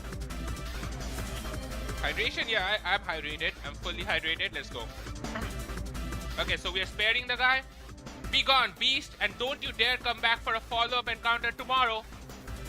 I won't forget this, and I certainly won't come back, like you said. The sport monster scuttles off into the night. The defeated monster left behind a special item. Ooh! It appears at first to be a cookbook, but upon closer inspection, it's so much more. It's a book of magic spells with a golden chicken. It's the secret 11 herbs and spices book. You open the cover and find a library card tucked inside. The last name to have signed it out is Borko. Who's Borko? That name sounds... Wait, Borko. That name sounds strangely familiar. Your blood is pumping as you stand in the quiet of the night holding the mysterious book in your hands. As you come down from your battle buzz, you realize that your final attack has left you completely depleted. The world around you begins to fade away. Without any energy to keep your eyes open, darkness overtakes you. You just faint? The image of Colonel Sanders flashes before your eyes as you fall asleep. He must have helped you get home in your tired state. You don't know if you could have made it without him. What a guy. Hey, Colonel, would you like to stay? You can stay at my house. Look, there's just one bed, but there's two pillows. We can both be in the same bed then. You want to thank him, but you don't have the strength to utter a single word. You feel your covers being pulled up over you as you are tucked in tightly. Good night, my Colonel. In your dream, you're together with Colonel Sanders. For some reason, Sprinkles is also there, instructing your love dreams are weird. Oh, what is going on? Okay, that's a funky dream. You awake on day 2 and attempt to process the wild visions you had. Were they memories or premonitions? You lie in bed and stare at the ceiling, thinking about the secret you discovered while tasting Colonel Sanders' cooking yesterday. You can't believe he really used you having wet dreams is crazy. And then there was a secret ingredient that Colonel Sanders went ahead and told you outright. Not much of a secret, huh? It's probably just because he already trusts you so much. Sure, that makes sense. We'll go with that. You meet up with your bestie in front of the school. Hey bestie, I'm so sorry for betraying you yesterday. Before you can tell her about the encounter with the spot monster, she launches into a story of her own. Okay, I know this might sound a little strange, but I think I might be, Whoa! Whoa, Miriam! Miriam, that's a child. I think I might wait. That might like him? Like? I know it sounds like it's moving fast, but there's something about him. I like him, like... Miriam! That's a kid! Miriam, no! Miriam, that's a child! Don't do that. No, Miriam! Don't be like that! We got to talking after class and he's actually a totally sweet guy. Not only that, but he's really smart. He told me all kinds of stories about Colonel Sanders. Did you know that Colonel Sanders is enlisted in the army when he was only 3? That sounds like made up bullshit. I don't think you can be enlisted in the army at 3 years old. He's 10 quadrillion years old, Maxi? Probably. It's one of those anime tropes. Not only that, but he founded a special unit of super soldiers who all wear the same hats just because he put a hat on one time and thought it looked cool. I think Pop is making up shit, Miriam. But Colonel Sanders doesn't even wear a hat. He wears a ribbon tie. Either way, maybe it would be best if you took it slow with this new boy, like I am with Colonel Sanders. That's a kid, though. You and Colonel Sanders, the coolest guy in school, the most famous student to ever attend University of Cooking School Academy for Learning. You are a thing now? We definitely connected yesterday. Aha, you sure did. You're great. Why wouldn't he be into you, I guess? Aw, Miriam is so supportive. Laughing at the implication that you and Colonel Sanders might be a thing is definitely not cool. You are great. You have an idea about how to prove that your love is real. Well, if he's not into me, why did he tell me one of his secret ingredients? However, you don't tell her that you know a second ingredient too, which you discovered on your own. Your bestie's eyes light up. A secret ingredient? Yeah, I just said that. A secret ingredient. Is there a dramatic echo in here? Miriam checks to make sure you're alone before continuing. Okay. So this summer, while I was on vacation with my family, a lovely man approached me in the botanical garden when I was wandering. This can't be good. He told me all about his passion for spices. Secret spices. This man even gave me some to show me what he meant. He said it was a powder created from super duper rare dried flower petals. That sounds like someone was giving you drugs, Miriam. And that if I did him a big favor, I could have some of my own. Please, Miriam, don't tell me. So I filled my suitcase with them and brought them home. He was so nice, he even met me at the gate when I arrived. Later, when I cooked with them, a very strange feeling came over me, and the flavor was unlike anything I've those are drugs, Miriam. I think you just brought drugs. I think you're being very liberal with the meaning of spices here. Whatever, anyhow, we both share an interest in cooking, so we have stayed in touch, like pen pals. I mean, you know who else was very interested in cooking? Walter White. And you know what he was cooking? Blue crystals. I bet he would love to know more about new spices. Well, I'm definitely not supposed to share Colonel Sanders' secret recipe, and besides, I only know the one ingredient, so I doubt it would be of much use to anyone. Please, please, please! It would mean the world to me. No one has to know it came from you or Colonel Sanders. Should you protect Colonel Sanders' secret or share it? I don't want to break Colonel's trust. I don't want to break Colonel's trust, so I'm not gonna do that. What does woke mean? I mean, it has a long history. I have been doing my research on it for my master's degree. People have kind of ruined the meaning of woke. Woke just means that you are more aware of things that are happening in the world, but all the right bros and the alpha bros have kind of misused it to mean like pretentiousness, which is not true. It is used as a way to insult people who are more left-leaning. It's a lot of political bullshit. I don't really care, and I don't really use the word woke because it doesn't mean anything. I woke up today. That's one way to use it. Got some paneer paratha, Mexi. Not gonna chat for now. Ooh, yum. That sounds yum. For the non-Indian people here, paneer paratha would be cottage cheese flatbread. I know some people say cottage cheese and paneer are not the same thing, but then some other people say cottage cheese and paneer are the same thing, so I don't know. But it's like you stuff the cottage cheese in the flatbread and then you make it taste really good. Fake? Yep, you're making a fake ingredient.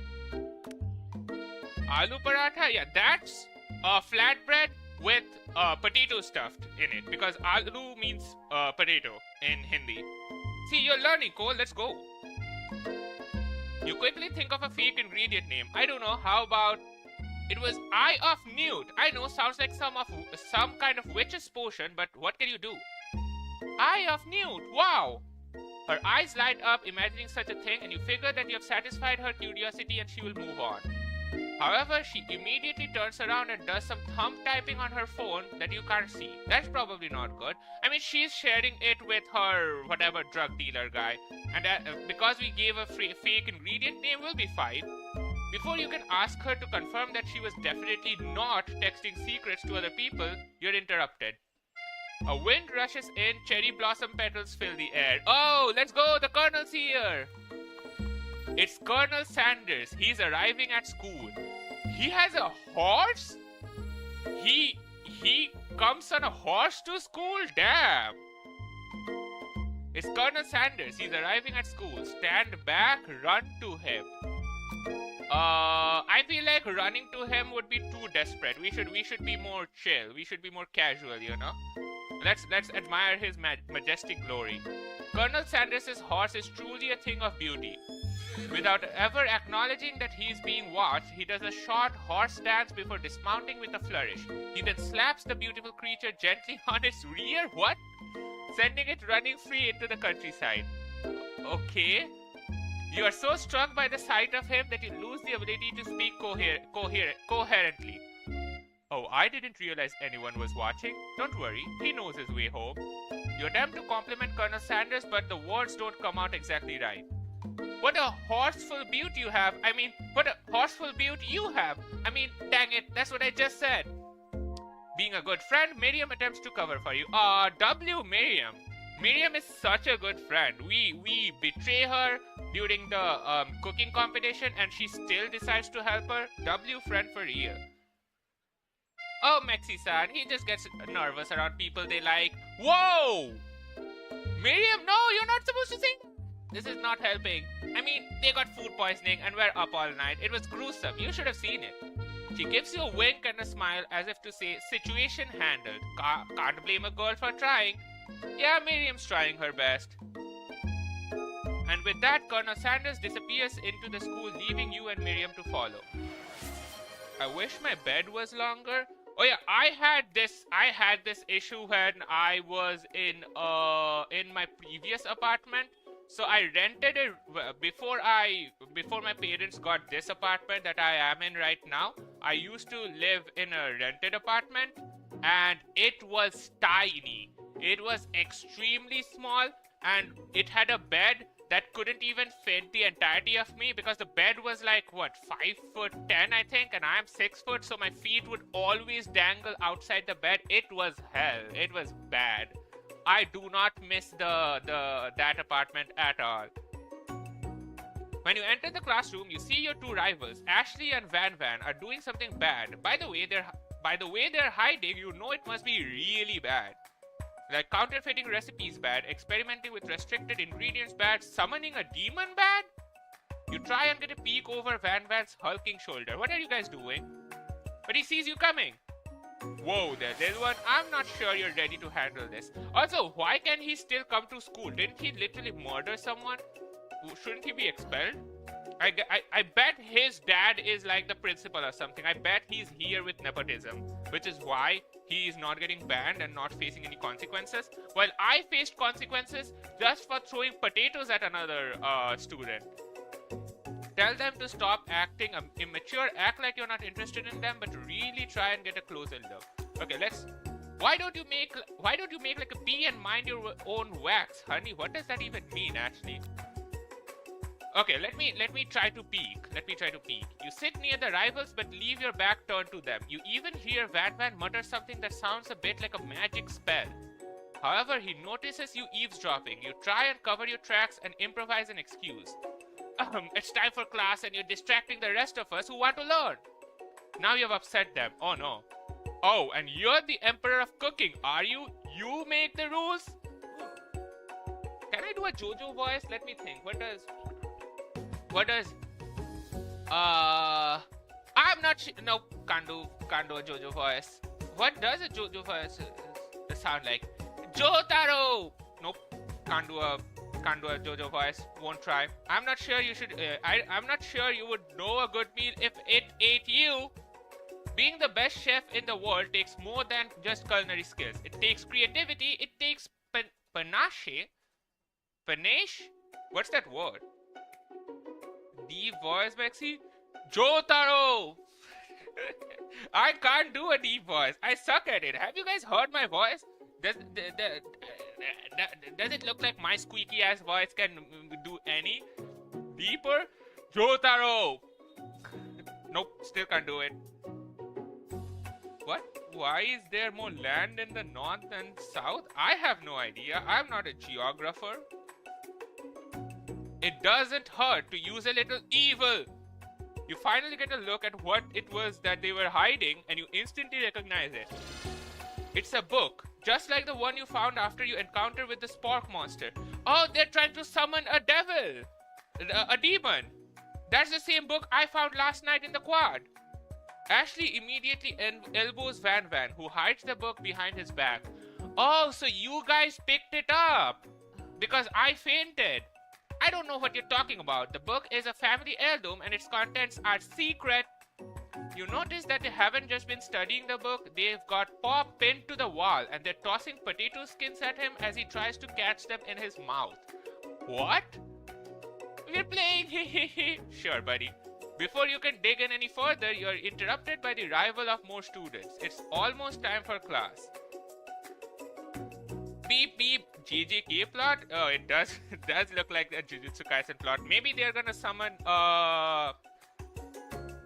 curse spirit. Beep beep. Hey Clanker, you're still here? Clank must be running late. He is in such a hurry that he rolls right over Van Van's meaty foot. Hey, watch it, you bucket of bowls. You watch how you talk to him. He didn't do anything. Swamp. What do you think you're talking to? Who do you think you're talking to? I've never heard such language, not even from a stand mixer. What? Womp womp. No, your mother was a stand mixer. What? How dare you? Wait, are you saying that to Clank? That man jumps to attack Clank, but Clank shocks Van Van, sending him flying across the room. Let's go, Clank. W Clank. This is the only time I would support a Clanker. Let's go. Protect me, Colonel Sanders. These crazed men are about to come to blows. I think it must be over for me, but I'm not interested in either of them. Ashley's tone has completely changed in an instant. She bats her eyelashes at Colonel Sanders. Surely he must know this is a ruse, right? Gentlemen, get a hold of yourselves. Save it for the arena at least, or don't. Honestly, what do I care? I've got lofty career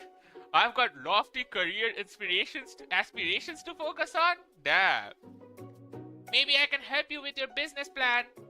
Just then, Sprinkles arrives to signal the true start of class day. He's panting, which doesn't seem that abnormal. He's a professor, but he's also a dog. Students, please take your seats.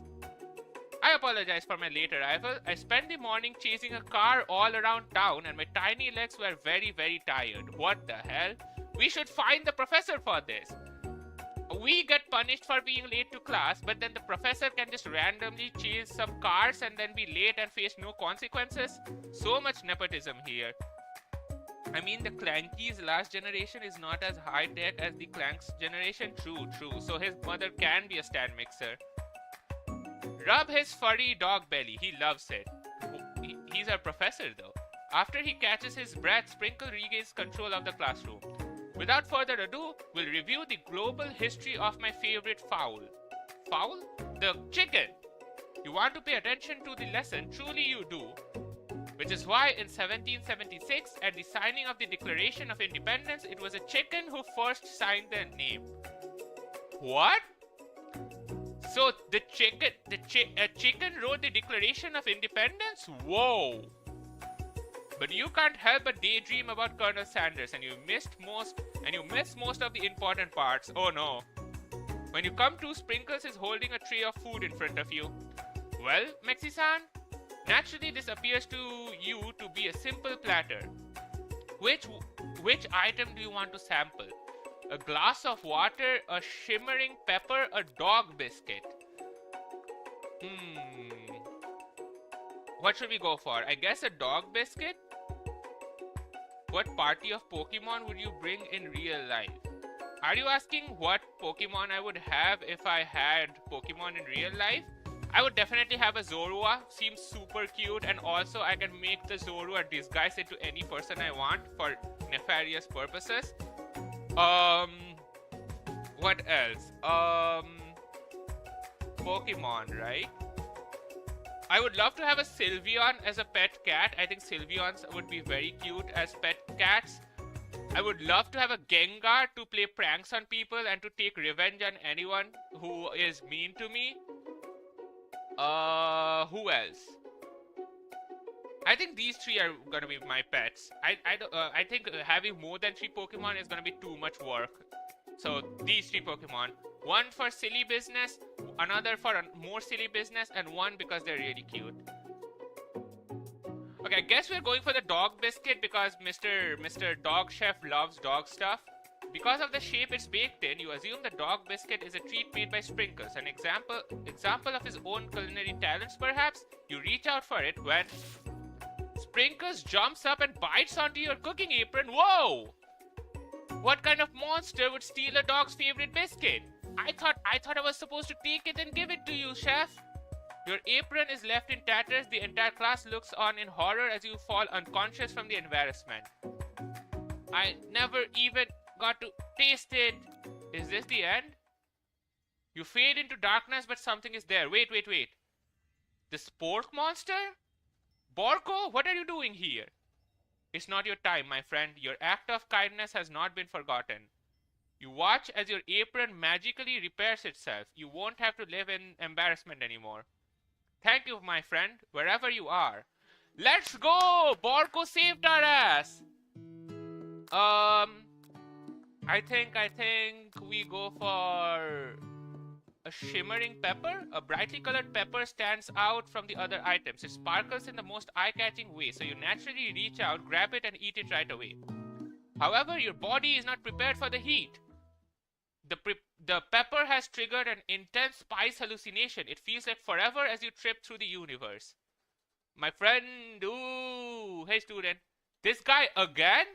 I'm here to give you an important message. Ooh, you must avenge my death and fulfill your destiny.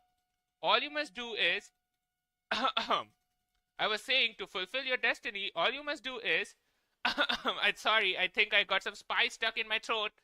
It's fine, I'll work through to fulfill the prophecy. You feel yourself begin to regain consciousness. So I didn't even listen to the poor guy. Me with my asthma is... I would like a Ditto, Vileplume, a Pokemon that knows Sleep Powder, an Umbreon, Rotom, and... Who? Who's the last one? Rotom is a pretty cool Pokemon to have. You can possess any appliance. Appliance. You can possess any appliance, and you can make your fridge like an AI fridge if you want with your Rotom. You come to and find everyone is staring at you. That pepper was the last of its kind on Earth, and now it's gone forever. You think to yourself, geez, I should pay better attention. We all make mistakes. I'm sure he'll forgive you. Someday? Come on, it's time for lunch. Then why would you offer me that pepper if it was the last pepper on the world? What is Mr. Chef trying to do with the platter? Before anyone can relax, the cafeteria lights dim.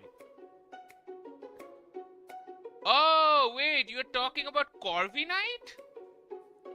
Is Corpsquire the de-evolution, like the pre-evolution of Corviknight?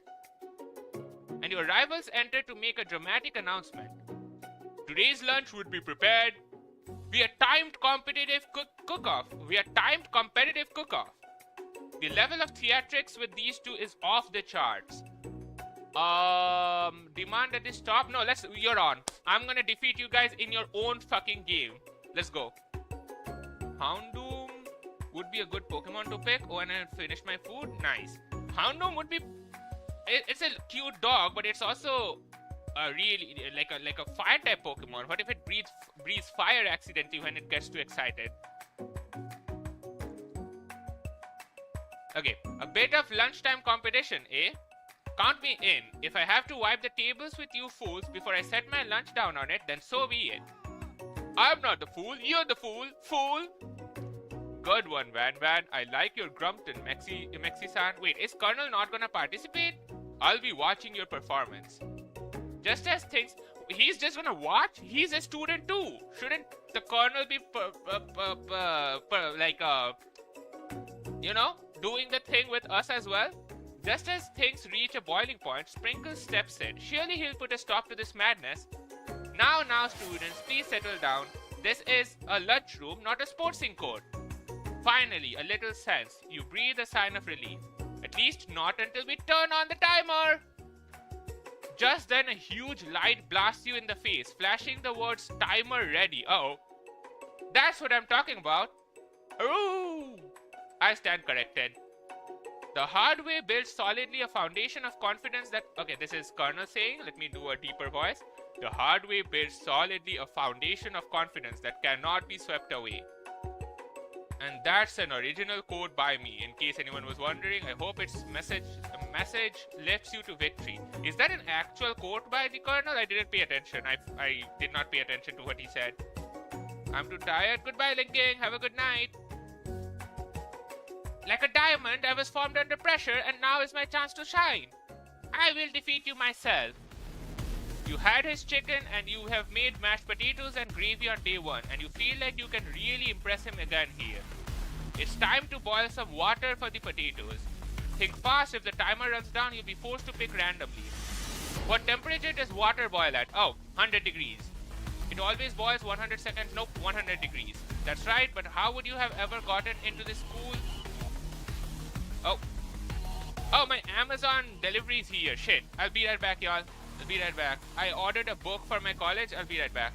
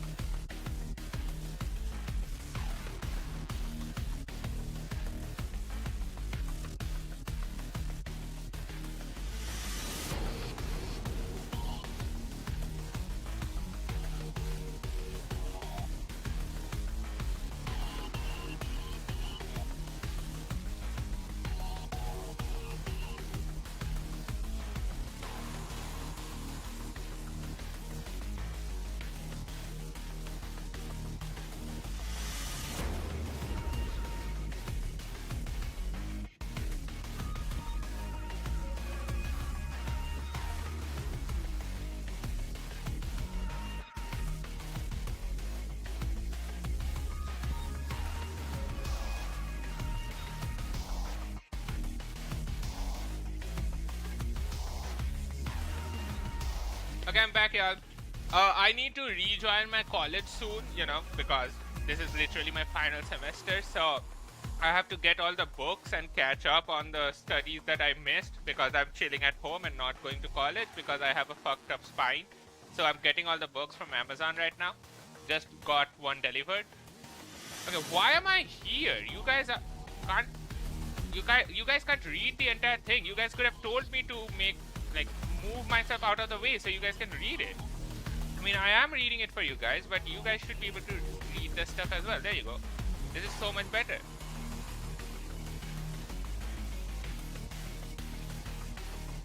My bad, I wasn't paying attention. I hate reading. I got you. I'm going to read it for you guys. That's right, but how would you even have gotten into the school without knowing that? Winner gets to rub my furry belly? That's creepy. You're a professor. Do you actually have long hair like your sprite? I used to have long hair, but then I had to cut my hair twice for very silly reasons.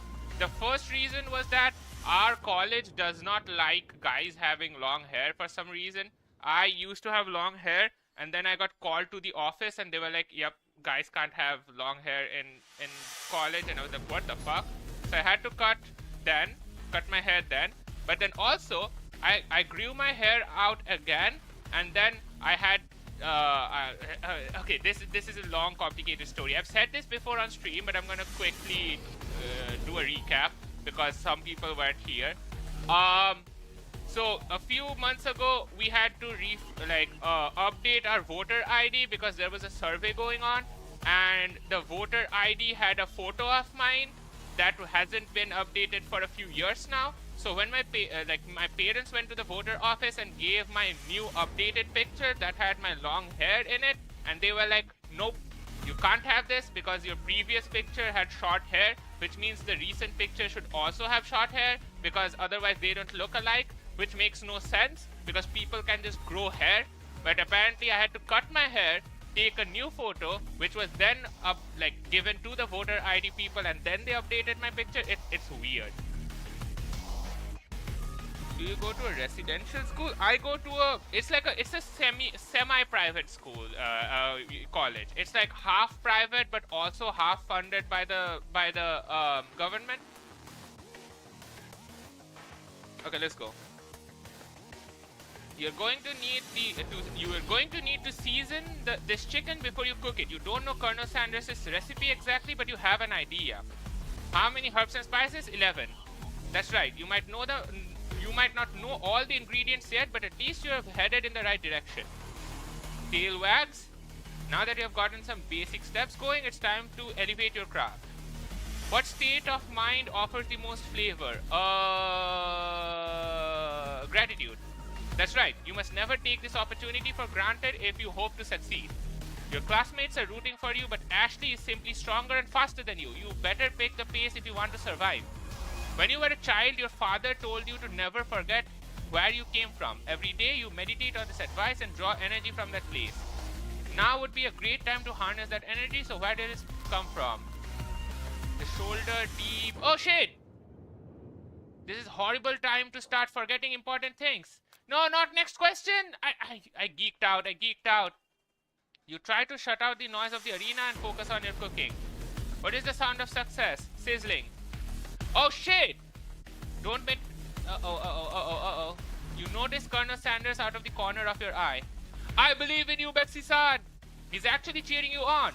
Which would be awesome, except knowing he's watching you makes you totally forget what you were doing.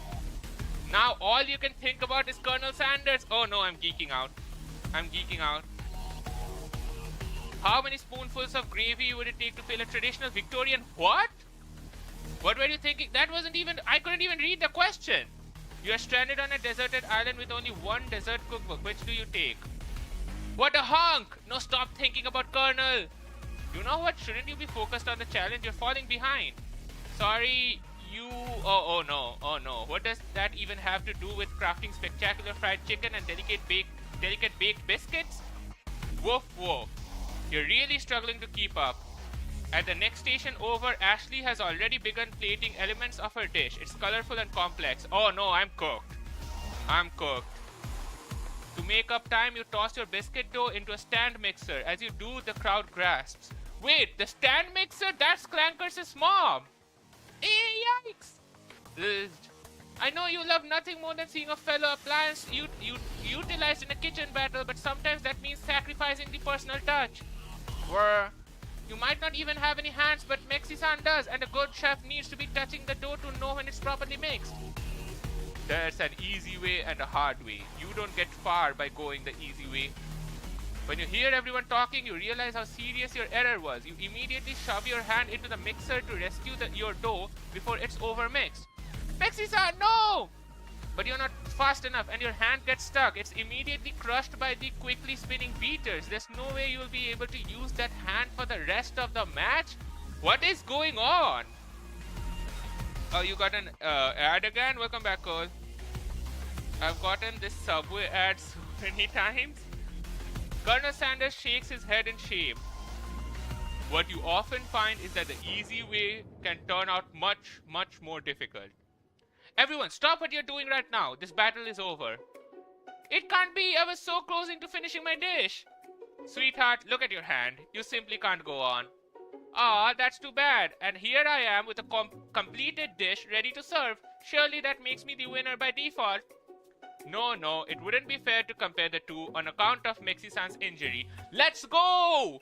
So we've kind of got injured, but that means we also don't have to participate in the competition, which means we don't lose. That's all I need. Still in ad time. I'm free. Okay, welcome back, Raz. We failed, but then we got injured because we put our hand in the stand mixer. and we got injured, and so our professor said the competition can't continue because I'm bleeding right now. You see Sprinkles begin to lick his doggy chops as he locks onto the dish. But I suppose you should at least tell us what you've prepared. Well, because I'm the sweetest, I skipped straight to dessert.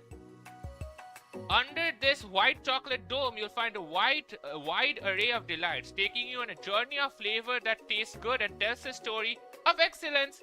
You know it's gourmet when you have this scoop thing. I'm telling you guys, that's what makes it gourmet every time. It has that scoop thing. It must be gourmet. I was going to ask Mexi-san to do the honor, but since you're injured, I'm afraid that pouring this creamer of delicate hot chocolate sauce might be too difficult. Colonel Sanders, if you don't mind lending me your strong, steady hand. Colonel Sanders pours the hot chocolate sauce on top of the dome, causing it to melt away, revealing the ingredients hidden within. What a show-off! What the hell? Inside you find a delicate fried cheese croquet. Atop a slice of honeycomb, ice cream, 2 ways, tender nougat, and pearls of blueberry jelly. That's so much showing off. Holy!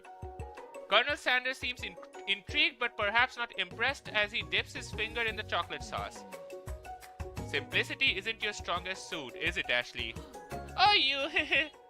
As he places a sauce-covered finger into his lips, Ashley leans over and whispers something into his ear. A dab of sauce sticks to his mustache. Internalize the rage you feel. Put yourself between Colonel Sanders and Ashley. It's food, not art, geez. I mean, sometimes I agree that food can be art.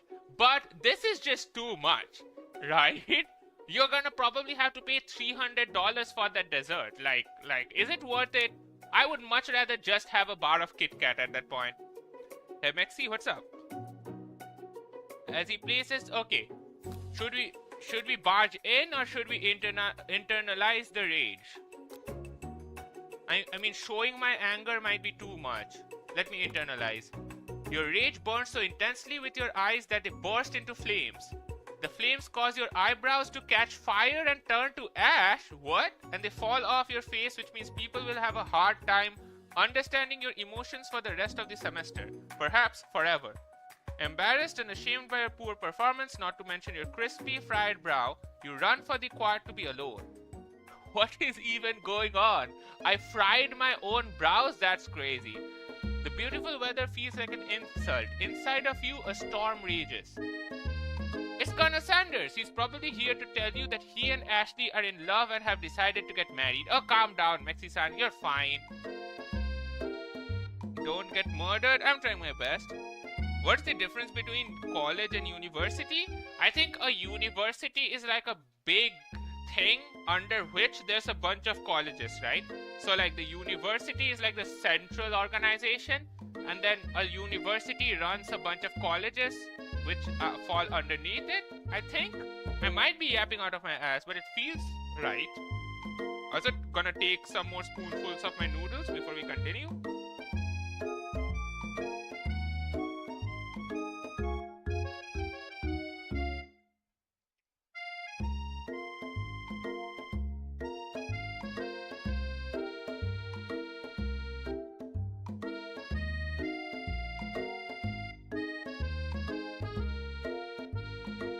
Different in Europe? What is it in Europe? What is the difference between the university and the college in Europe?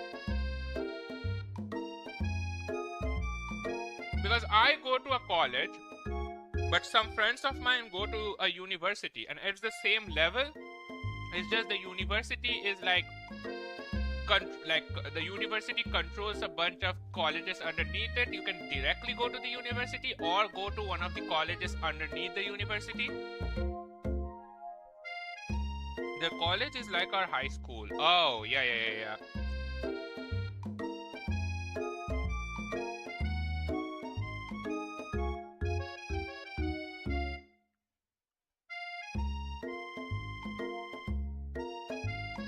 And our uni and colleges are their uni. Oh. Okay, makes sense, I guess.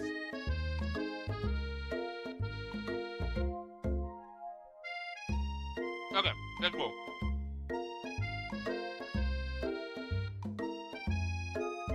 Now that I've filled my mouth with some good noodles, I'm locked in again.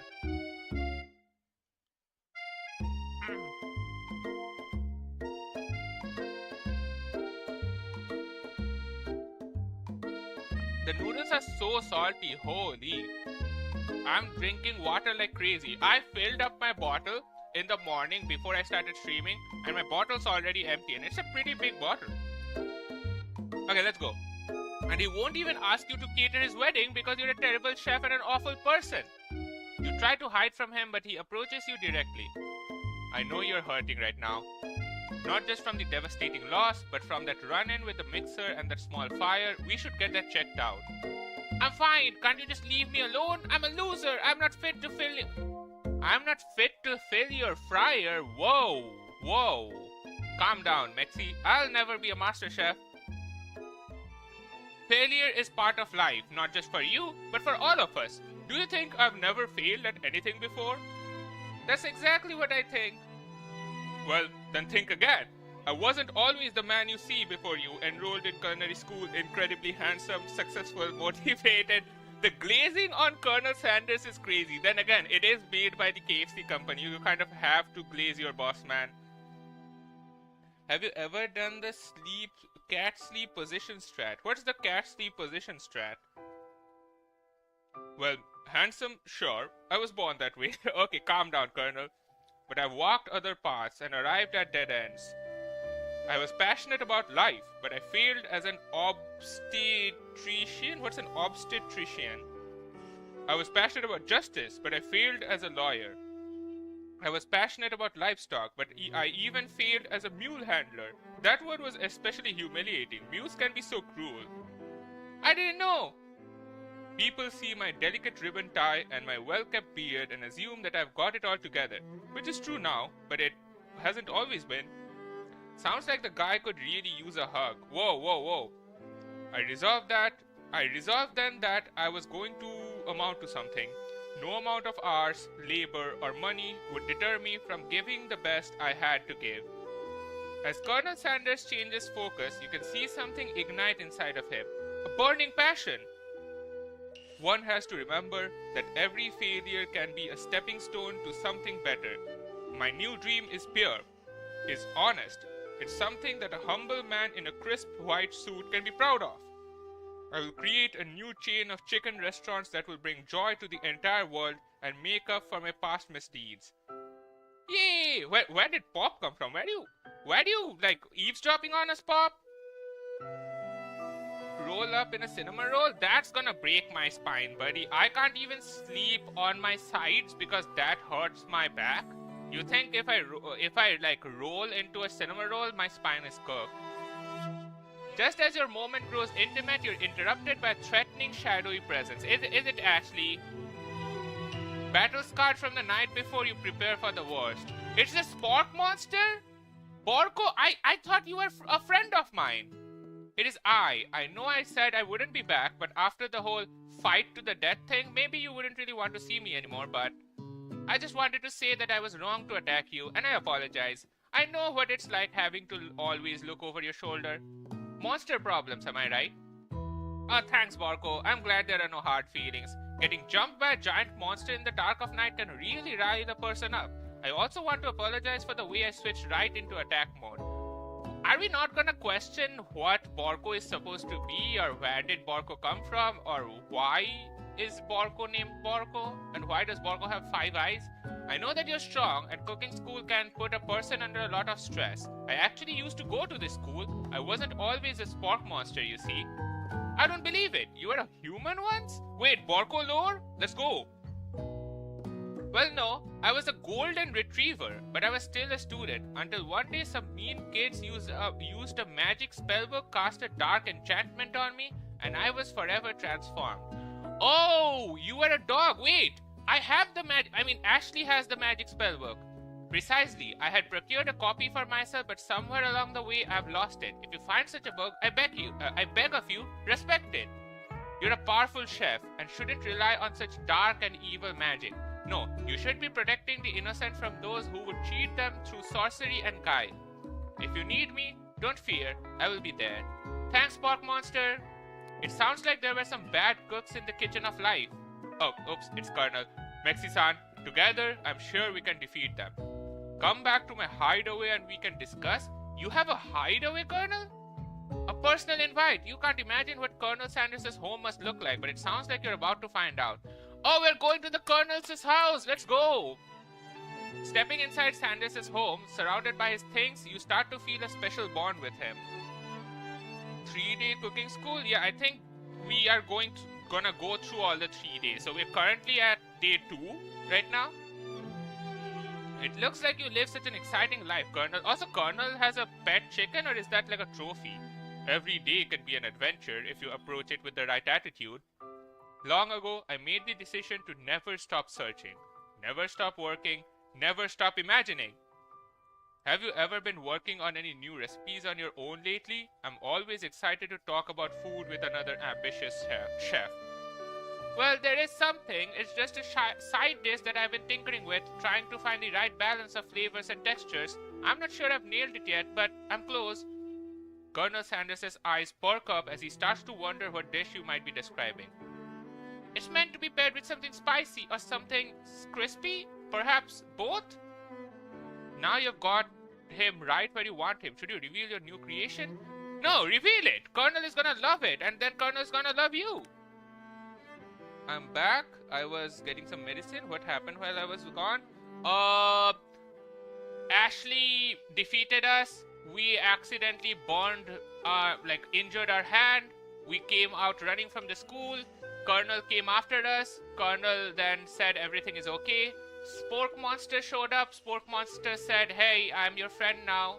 And then Colonel said, come to my house. So we are currently in Colonel's house right now.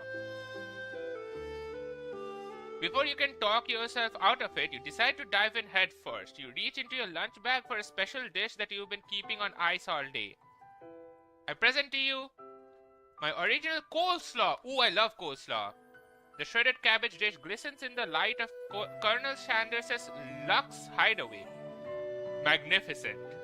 Together you chow down on the creamy slaw until just a spoonful remains in the bowl. Do you mind if I hold on to the last bite? I'd like to have it around so I can admire its taste better and think back on this moment. Does KFC give coleslaw as a side? I've never had coleslaw. It's kind of like a salad, right? It's a lettuce salad with a bunch of like cream and stuff. Colonel...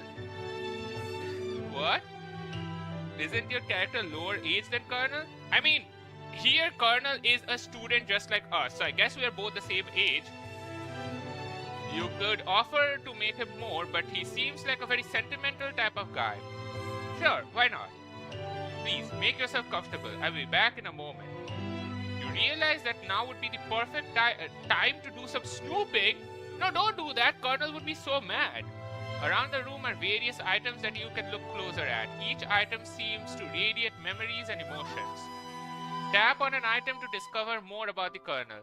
Oh, this is like history lesson. Let's see what's this.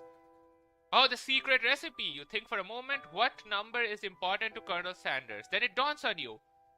As soon as you turn the dial to 11, 11, 11, the safe opens. Inside it, you find a single note. What am I? Okay, my brain. Give me a sec, guys. Too much reading makes my brain lag. Try 6-7. No way, it's 6-7. My Colonel wouldn't give in to brain rot. Can chicken be prepared sashimi style? That's a weird question. I mean, I guess you're gonna slice chicken like really thin? Tap on an item to discover more. What's this urn? Large urn. There's a plaque on it. It's dusty, but you wipe it off so you can read the inscription. It says, "Here lies the ashes of all my past careers and business failures." Bruh. I thought it was like some important person or something. How would you even... Wait. How did you get ashes of your failed businesses? Did you burn your business down? Oh, look at baby Colonel Sanders. He had a fried chicken and a beard and a mustache from the moment he was born. Let's go. From the goatee and mustache combo, you figure it must be Colonel Sanders himself. He was so locked in, he was born with a fried chicken. Who frames a baby picture of just themselves? Probably the same type of person who would make their own face the logo of the company they founded. Am I right? Whoa! Doing a sick burn on the colonel is crazy. Especially the colonel is your boss man. The photo appears to be Colonel Sanders, except he's an old man visiting the pyramids of Egypt. Maybe this is where he discovered one of his secret herbs and spices? Old man who looks a bit like Colonel Sanders, standing with a friend. Oh yeah, this is the starting of KFC, right? You look closely and see there's a short inscription. I wonder who my friend Pete is. Oh, important lore? Pete mentioned? Who's Pete? A lock of silver hair is woven through the teeth of the comb. Upon further inspection, you realize that the hair therein isn't just silver in color, it's actually made of spun silver. So you're telling me Colonel has actual silver hair? That's crazy. The more you know, the more you know.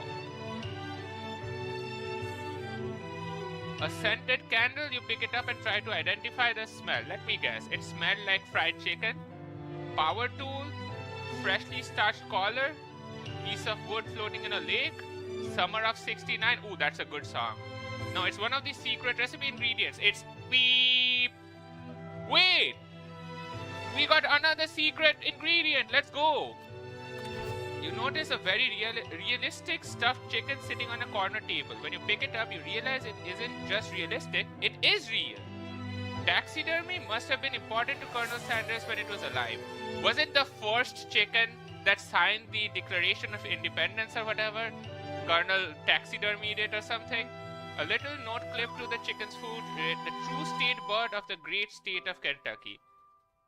Okay, good for him, I guess. Having a taxidermy chicken in your house when you make fried chicken is crazy work. I'm tired, I'm going to bed. Good night, Cole. Thanks for hanging out with us. Told you he's old in this game, 2 point proven. Okay. But hey, I'm an adult. I can be with an old man if I want. You can't stop me. You gaze out at the window across the vast lake and mountain range beyond. Just then, the ghost of Student pops up. Oh, hey, Student. Are you thinking about heading out into the world on a quest to avenge my death? Not really. Wait, what? I've never even learned your name. Why would I avenge you? I could just tell you my name right now. It's... Can't you see I'm in the middle of something? You open the window a crack and the ghost of Student is swept out with a breeze. Poor Student. Why do we bully him all the time? We don't even know his name and we don't even care. Tap on an item to discover more about the Colonel. Okay, the only thing left is for us to just leave. You open the door to Colonel's closet. Oh, it's a closet. And find a row of his signature white suits hanging within. You take one off its hanger and try it on. The jacket is a bit big for you, but it's soft and comfortable. You give yourself a deep hug, breathing in his scent. Whoa! Don't do that. That's creepy. They say that home is where your heart is. Is this what they meant? Before you can look any further, you hear Colonel Sanders returning. He has a new dish that he has been working on and he wants you to taste it. You try to act casual until he asks you why you're wearing his jacket. I was just trying it on, Colonel. I just wanted to see if it would fit me. I don't usually loan these out, but I must say it does look good on you. Aw, thanks, Colonel. Oh crap, the jacket! You forgot to take it out. Make a big move. You tell the truth. You tell him you're cold. I feel like this is too early to make the big move. I think this is too early. Let's tell him I'm cold. I'm so sorry. I didn't mean to intrude. I just got a little cold and thought this might warm me up. Colonel Sanders smiles and scoots close to the fireplace. It's warm by the fire. Why don't you come a little closer? Suddenly, everything feels like it's moving too fast. Final exams are tomorrow. You should be thinking about what you're going to cook.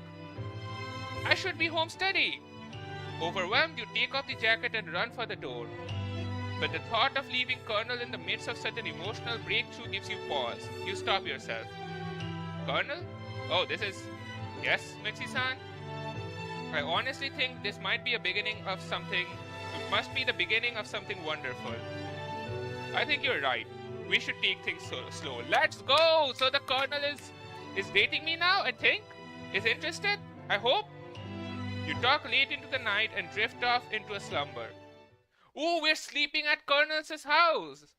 Dream sequence. Okay, we're getting that thing again. You awake to a beautiful morning in Colonel Sanders' hideaway.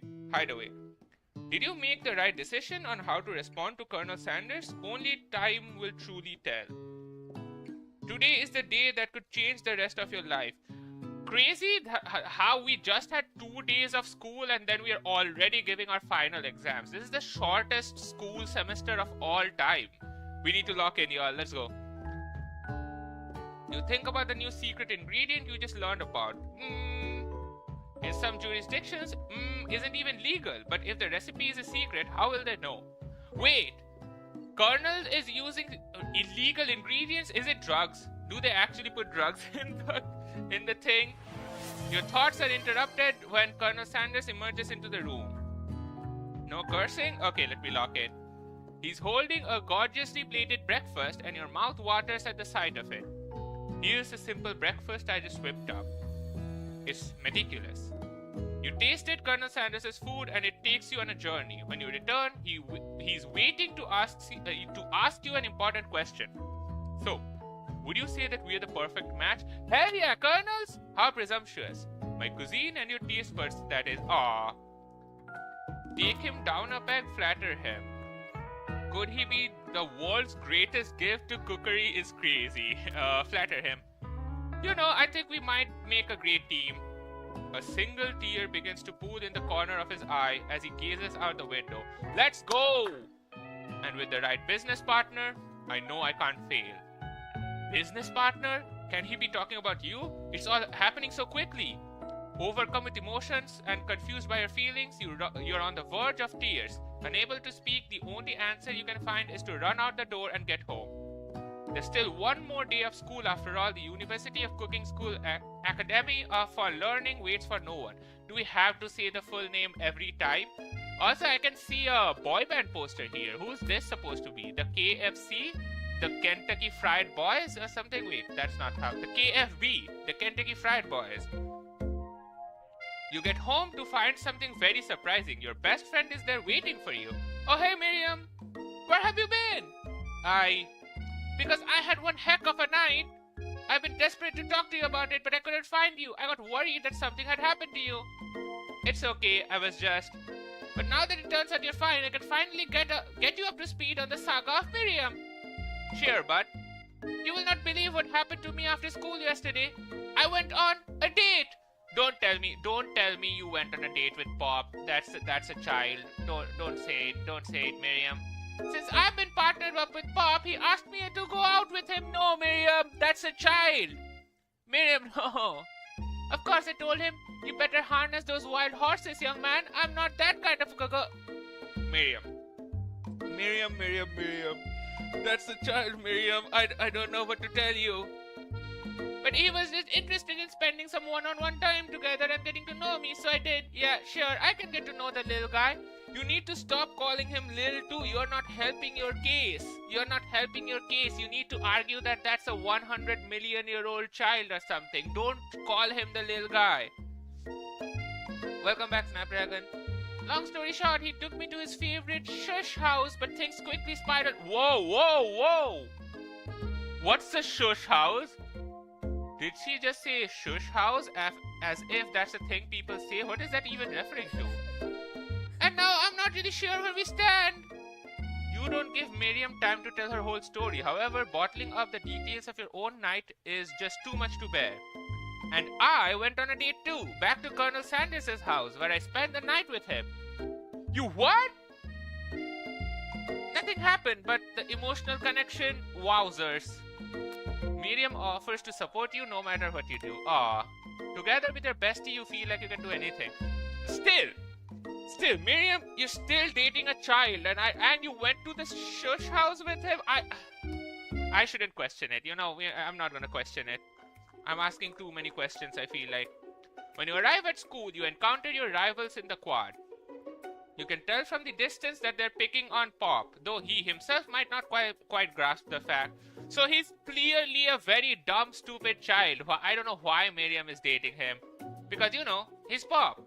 What's the swirly? It sounds delicious. Oh, it's great. I'll order you one right away. I'll have my swirly with sprinkles, please. Sprinkles is a dog and a treat. You can get your swirly dipped too.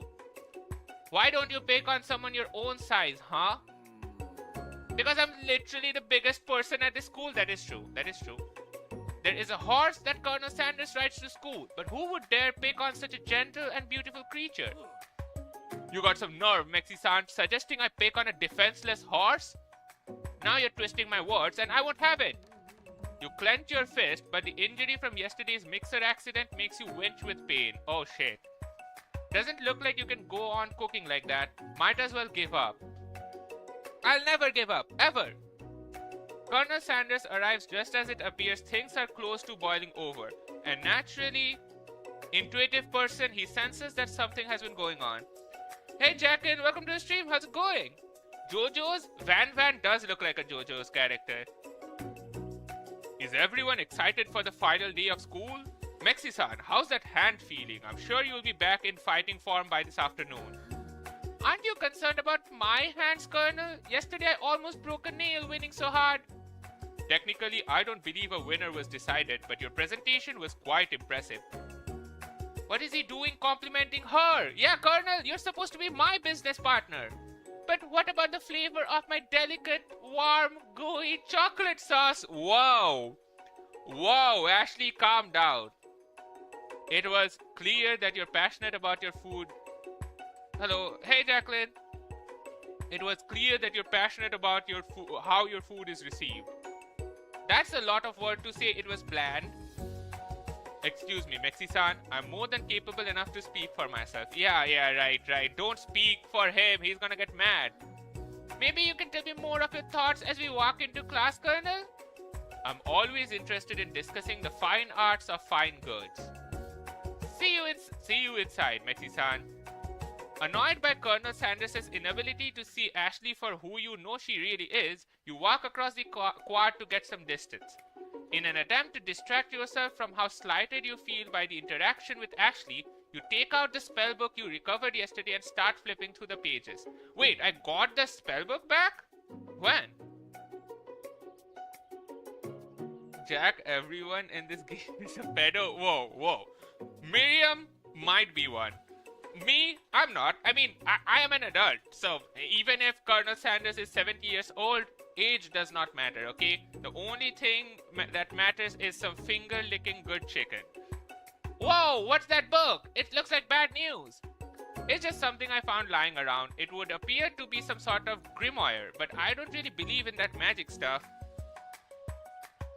A grimoire? Like a book of spells? I don't know. Why would you spend so much time decorating a magic book if it weren't really powerful? I can think of a surefire way to find out. You open to a page covered with arcane warnings. Cast only in case of extreme emergency, it says around the edges of the page. Why aren't they behind bars? There's no laws in KFC Town, I guess. I mean, a few moments ago, a guy literally killed a student and we did nothing about that, so... I could use this spell here that says it would erase anyone I choose from all of my memories. If I scrub out Colonel Sanders, it would probably help me focus better on the upcoming exam. Is that gonna help though? That is way drastic. Couldn't you do something else, like anything else not rooted in dark magic? Maybe tie a string around your finger? Okay, fine, it is drastic, but desperate times call for desperate measures. You got a memory erasing spell sitting right in front of you and a pretty good excuse to try it out. Let's not do it. If we forget about Colonel Sanders, I don't think it's gonna help us, right? Let's not do it. You take your friend's advice and put the book away. It's almost time for class. Sprinkles is already in the room waiting for the students to arrive. He clears his voice to make a quick announcement. I want you all to know I feel something of a dog moment coming on, but I assure you it's nothing to be... What's a dog moment? His cute little nose crunches up and he begins to breathe quickly. He must be hungry. Reach for some old homework to give him. You are gonna feed him homework pages? Dog can be rather predictable, especially Sprinkles. Wait to see what happens. Let's wait. Sprinkles stops in his tracks. He focuses in on the window. The room is deadly silent. When you follow his gaze, you see a tiny orange squirrel perched on the cherry tree outside. Wait, you want to be friends with this squirrel? Something? Sprinkles turns feral and runs to the window of the classroom. He begins barking uncontrollably at the squirrel outside. Okay, you don't want to be its friend. Terence! I told you to never come back here, Terence! I will destroy you, Terence! Sprinkles is barking ferociously, drool flying off of his face. The squirrel looks over, but he doesn't say anything back. You wonder, is that even a talking squirrel? Who named him Terence? You better not show your chubby cheeks around here ever again. After Sprinkles is satisfied that his presence has been felt by not only Terence but any other squirrel in hearing distance, he returns to his professional tone. You must really like your fried chicken is crazy. I apologize for the outburst. This actually brings up an important point. Thank you, Mexi-san, for reminding me to dole out this indispensable bit of wisdom. You see? But before he can go any further, Miriam's love drama spills over into the class. No, Miriam! Don't say you're dating a kid. Sprinkles is interrupted by sad whimpering coming from the back of the room. I told you to save it after class. But I miss you. We went on one date, Pop, and how can you even miss me when I'm right here? Pop's voice quivers as he pleads his case to Miriam. Every time I blink, you go away again. That's a really cute thing to say, Miriam. What happened between you and Pop? I got her in trouble and now she's mad at me. I didn't just get in trouble. I got yelled at by Pop's mother, who blames me for getting him banned from every museum we set foot in. What? Oh, that's what you meant by the shush house. Oh, they went to a museum. That doesn't make it any better, but... Got to go see ya. Bye, Snapdragon. Thanks for hanging out with us. And it meant so much to me that I made this for you. That looks nice. Too hurt to go on arguing. Pop leaves his creation behind and runs out of the room. Mexi, what's up, Jackin? Nothing like a loud public breakup to cast a pal over the final day of school. Well, that was unfortunate. Well, I'm happy they broke up. That is a kid. Let's not talk about it. Let's not talk about it. I feel like the more we ignore that situation, the better. But we mustn't be distracted from what lies ahead. The final competition showdown challenge exam. I'm still working on the title, but I think you get it. Test time approaches. See you all in the arena. But before you can think about your upcoming competition, there's a very beautiful soul nearby in need of a pep talk. Hey Miriam, are you okay? Okay, I'm so mad I could smash a tiny mug, spilling several droplets of hot cocoa all over the floor. How could he embarrass me in class like that, in front of everyone? Her tiny cocoa is a delicious treasure, so you know that this breakup is no joke, even if the source of her frustration is such a silly boy. I know you know this, but I'm gonna say it out loud. You don't need anyone. Me and you, we're gonna cruise through this final test and hit the carpool lane to Success City. Miriam brightens up, imagining the wind rushing through her short bangs, but she hesitates to embrace the feeling all the way. You are not going to saddle up on Colonel Sanders' stallion and ride off into the sunset without me? Of course not. Well, maybe sorta, but I'm sure there's a pony out there with your name on it, and a ranch big enough for both of us and whoever else we want to bring along. If it's not Pop or Clank or anyone else you meet today, tomorrow, or this whole year, so what? You're a special person who wouldn't settle for the first someone to show a little interest anyhow. Miriam gives you a big hug and wipes the tears from her cheeks. Let's go! I should really review my menu for today. I'm going to make a very special soup. And I bet that Professor Dog is gonna love it up. While you were pep-talking Miriam, you completely missed lunch. But that's okay because you had a better idea of how to spend the time before your exam. You decided to head to the arena early to practice a dish. Okay, time to lock in. What are we cooking for our final exam?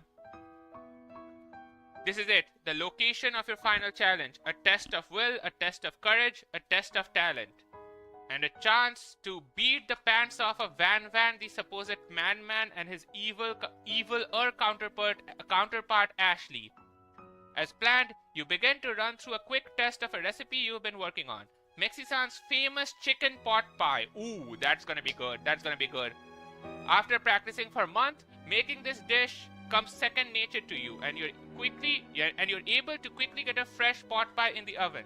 But as soon as you do, your cram session is interrupted by Colonel Sanders. Oh no! This is gonna make us nervous. Mexi-san, what are you doing here? There's still time before the final exam. Oh, just taking it all in. I'm big into visualizing success. I'm looking at my station and picturing victory. The pot pie has begun to bake, and the smell is slowly filling the space around you.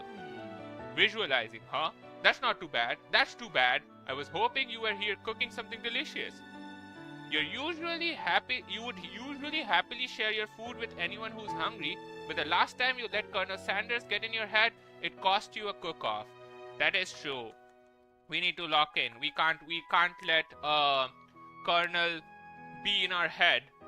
You decide that it's time to put your cooking above your romantic desires, but that decision gets hard to stick to when the oven timer goes off behind you. Uh-oh.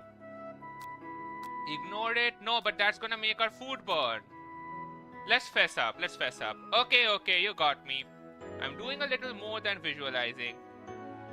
I know, my nose can smell a pot pie from 400 yards. Damn. That's an oddly specific distance, but you expect nothing less from such an oddly specific man.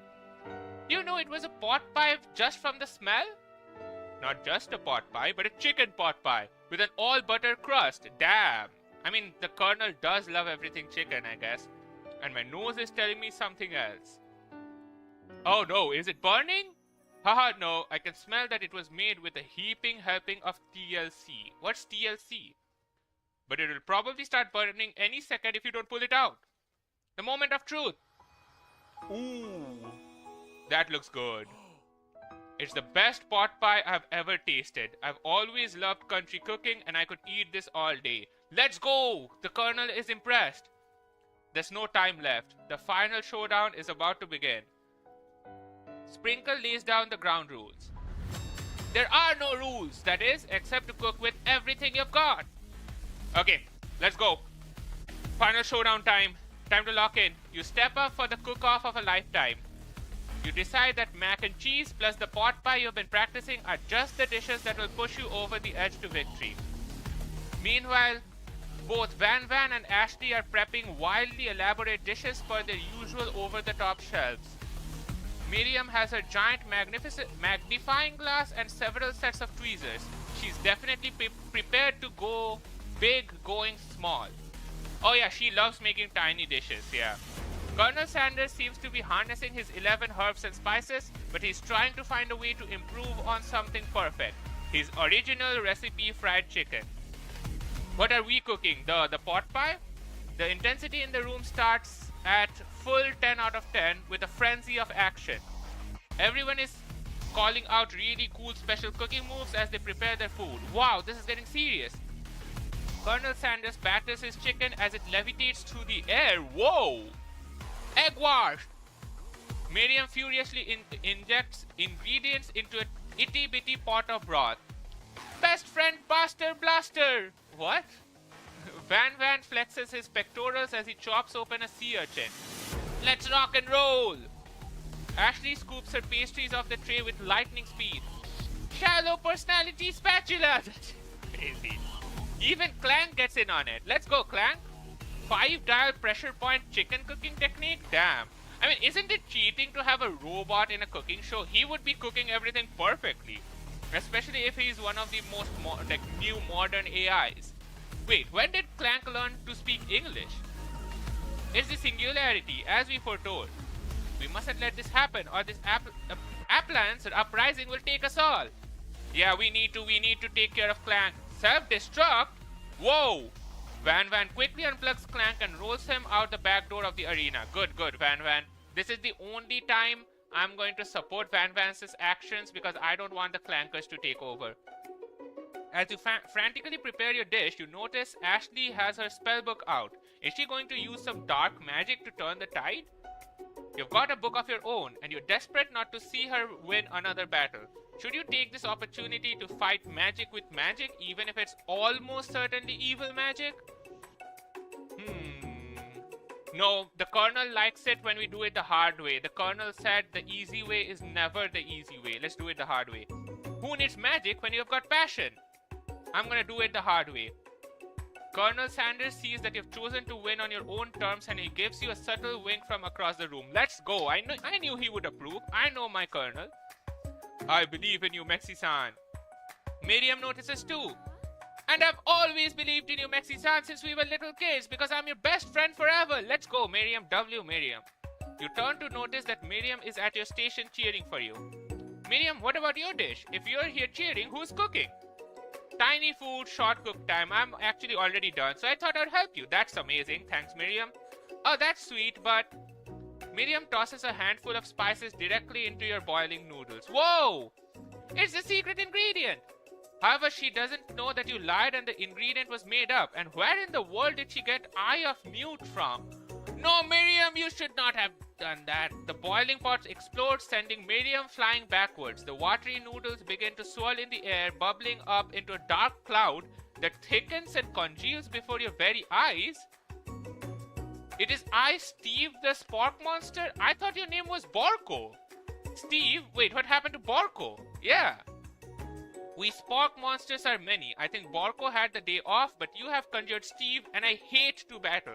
But so I'd say you're doing pretty alright. Oh hey, you're in the middle of a cooking competition? I love this stuff. It's better than TV. You crazy kids and your culinary skills really impress me. Mind if I hang out? Sure. I'm sorry, Steve, but I'm kind of in the middle of something. Hey, Mexi Lover, welcome to the stream. How's it going? Do you mind? Steve, the Spork Monster, notices that you've got the Grimoire stashed beneath your cooking station. Ooh, wait. I see what you're up to. Crisscrossed some magical items and accidentally summoned me, huh? Ha, yeah, you guessed it, sorta. If you're here, would you mind tossing some fresh noodles in a pot of salted water? I'd love to. I'd always wanted to be a top chef, actually. You know, when I was just a little Spork pup back in the old country.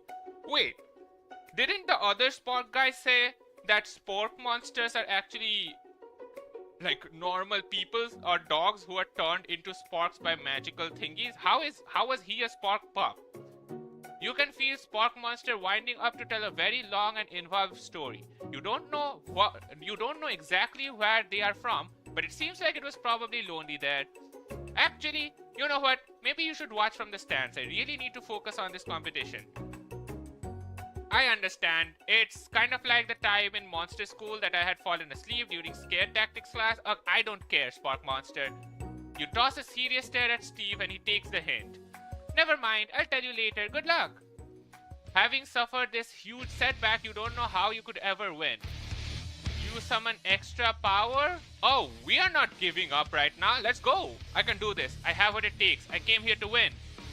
Your hair turns mac and cheese orange as culinary energy flows through your body. Oh, we are going Super Saiyan. Let's go. My heart is pure. My hands are steady. My taste buds have been preparing their entire lives for... Yes, Mexi-san, you're the chosen one. You will avenge me. Shut the fuck up, student. We don't care about you. The power you have been summoning immediately fades back out. You interrupted my inspiring monologue. Sorry. My heart is pure, my hands are steady, my taste buds have been preparing their entire lives for this moment. I will show the world my cookery. You begin to levitate off the ground. Energy courses through your body. You know that with this power, you can do anything. Except turn back time, which would be super useful because while you were powering up, your chicken pot pie overcooked in the oven and can't be served. Oh shit. But don't worry, Mexi-san, you may have suffered some setbacks, but all is not lost. Impressed by your fortitude, Colonel Sanders decided that you have earned his support. I've been watching you today, and I must say, I'm truly impressed. You've been thinking on your feet and rolling with the purchase. He steps up to your station and stands right beside you. What the fuck? Valid reaction, Messi lover, valid reaction. But time to lock in. We are in a cooking competition right now and we need to win. I'm here to help. All you've managed to make is mac and cheese and time is almost up, so you're going to need it. But Colonel Sanders, what about the test? What will happen to you? What about the rules? Following the rules has never been my thing. I follow my heart. Okay, I guess. What a guy. Colonel Sanders unfolds a delicate white towel to reveal the most delicious fried chicken tenders you've ever laid your eyes on. And besides, sometimes unexpected combinations can have surprising effects that surpass their individual efforts. Wait, we're making fried chicken mac and cheese? That actually doesn't sound that bad.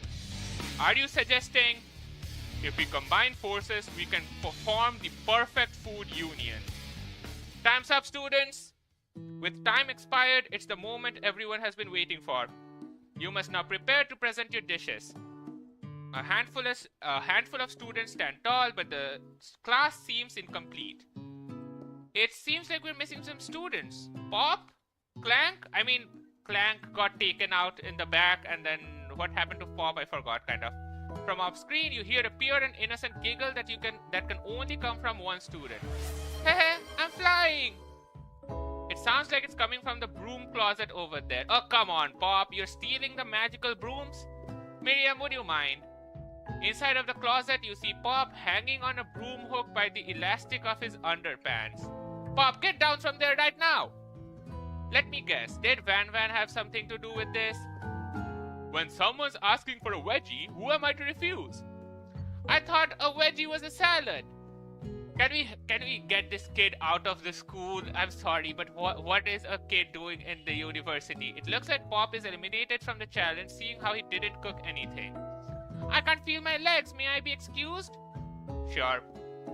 You kids and your pranks. I must say it's not the worst prank in USCAL history, but it's not exactly yearbook material. Wait a second. Pranks? Clank, where did that pressure cooker roll off to? You wait to hear a signature whir, beep, or other onomatopoeia, but there's nothing. I mean, didn't we take him out at the back? Didn't we unplug him and shove him in the back doors or something? Somehow he must have gotten unplugged, I guess. We'll have to figure that out later. That leaves 4 remaining students. Please collect your final projects. Yes, it has been a long semester. Wow, 3 whole days long. Yeah, we just had 3 days of semestering. That is a really cool college. I would love to be in a university with just 3 days in a semester. But after days of hard work, the time has come for me to eat. Miriam, please step forward. Now describe your dish. I've made tender udon noodles in savory soup. That is so tiny. I mean, I used to see a bunch of miniature food recipe thingies on YouTube Shorts. People go crazy for miniature food, so it kind of fits. I think Miriam's food would be liked by a lot of people. My word, it's so delicate. Is that a teeny tiny Naruto maki I spy afloat in this itsy bitsy bowl? Yes, chef. Please call me Sprinkles. Chef is my father's name. What? Okay. Yes, Sprinkles, and some green tea made from baby tea leaves that I picked myself. Sprinkles carefully sniffs around the dish before opening his mouth and letting just the tip of his pink dog nose dip into the bowl. Sublime! Would anyone else like a taste? How? And it feels like it's not gonna fill everyone up. Oh, come on. I'm not one of those dogs who doesn't floss. I even have a really cute electric toothbrush for dogs. Fine, I'll enjoy it all by myself. And in a flash, the entire meal has been devoured. Not that it took much, it was less than a thimble's worth of soup. Okay, y'all. Breather time. Too much reading. Too much reading makes like I'm out of breath. Give me just a sec.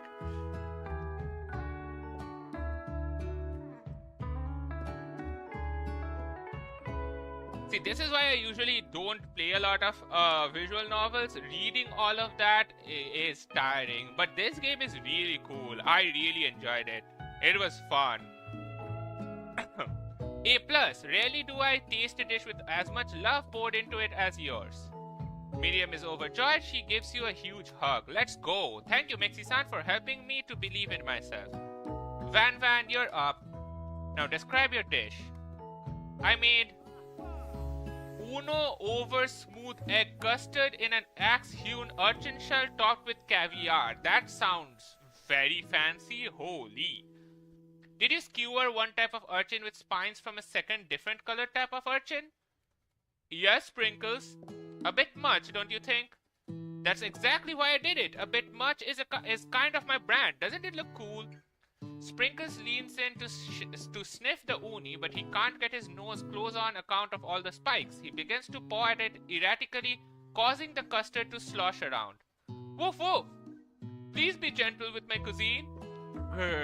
If I was served a dish that took that much effort for me to actually be able to enjoy it, I would rather just eat like simple food, you know? This is why I don't like fancy dishes, because it takes too much money and it takes too much effort for not enough food. I would much rather have a ton of food that is just comforting and filling.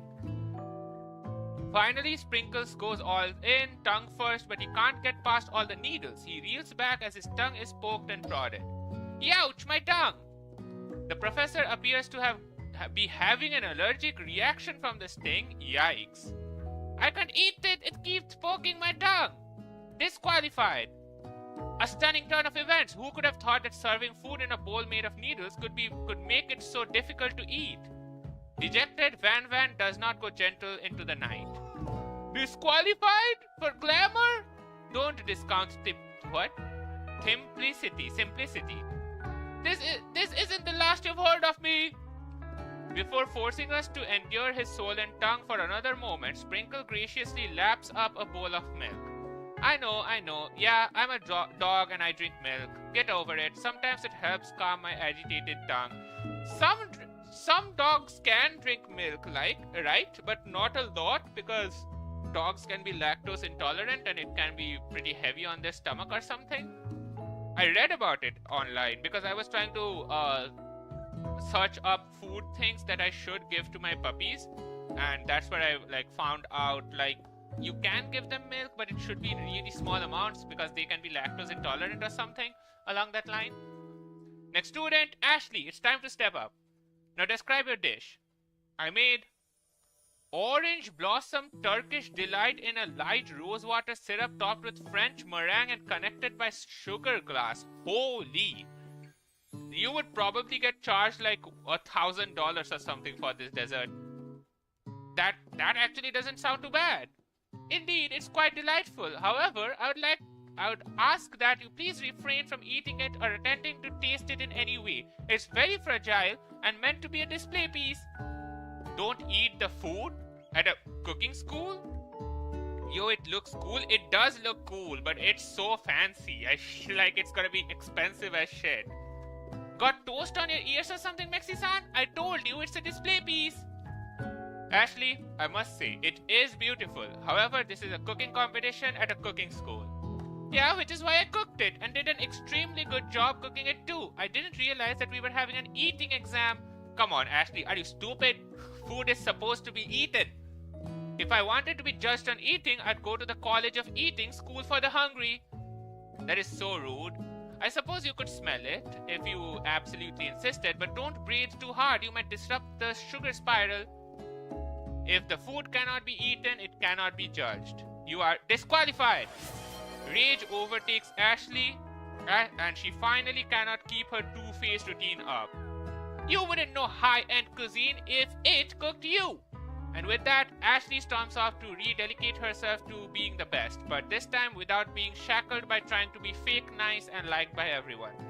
This isn't the last you have heard of me either. If this class gets much smaller, I'll be teaching myself. Okay, so everyone's disqualified except for me, Miriam, and Colonel. Let's go. You and Colonel Sanders, the final cook, step up together. 2 chefs?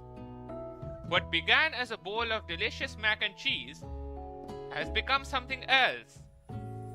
Whoa, that doesn't sound that bad actually. Mac and cheese with fried chicken? Sounds pretty good.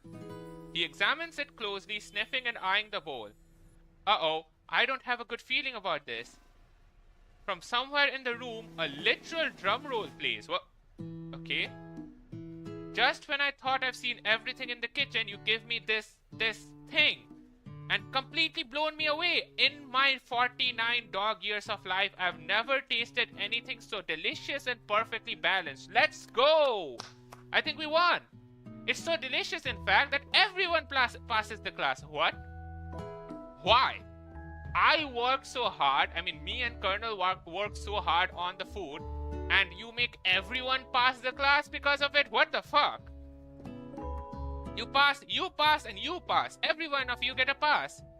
Everyone gathers around and partakes of the mac and cheese bowl. They all seem to transcend this reality into another dimension.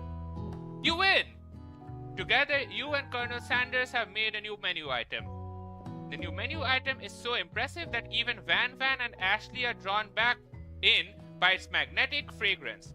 Is mac and cheese fried chicken something that KFC actually created when they made this game? That would be pretty cool. When they gaze upon your mac and cheese bowl, they admit that you are indeed an excellent chef. Let's go! The part of friendship. Sprinkles declared that you passed. Everyone has passed. There were supposed to be more battles, but come on. How could they be better than this one? Now that the school year is complete and everyone has graduated, the students return for one last assignment to get their groove on. Ooh, party! Am I finally gonna confess my love for Colonel? The cafeteria has been completely redecorated in order to serve as the site of the school's graduation dance. Compared to the massive high-tech cooking area, the humble decor seems downright cute and cozy. DJ Dog in the house! Ow, ow, ow! Oh, Sprinkles knows how to DJ? You knew that Sprinkles was a master chef, but also a world-renowned turntablist? Damn! Who says you can't teach an old dog new tricks?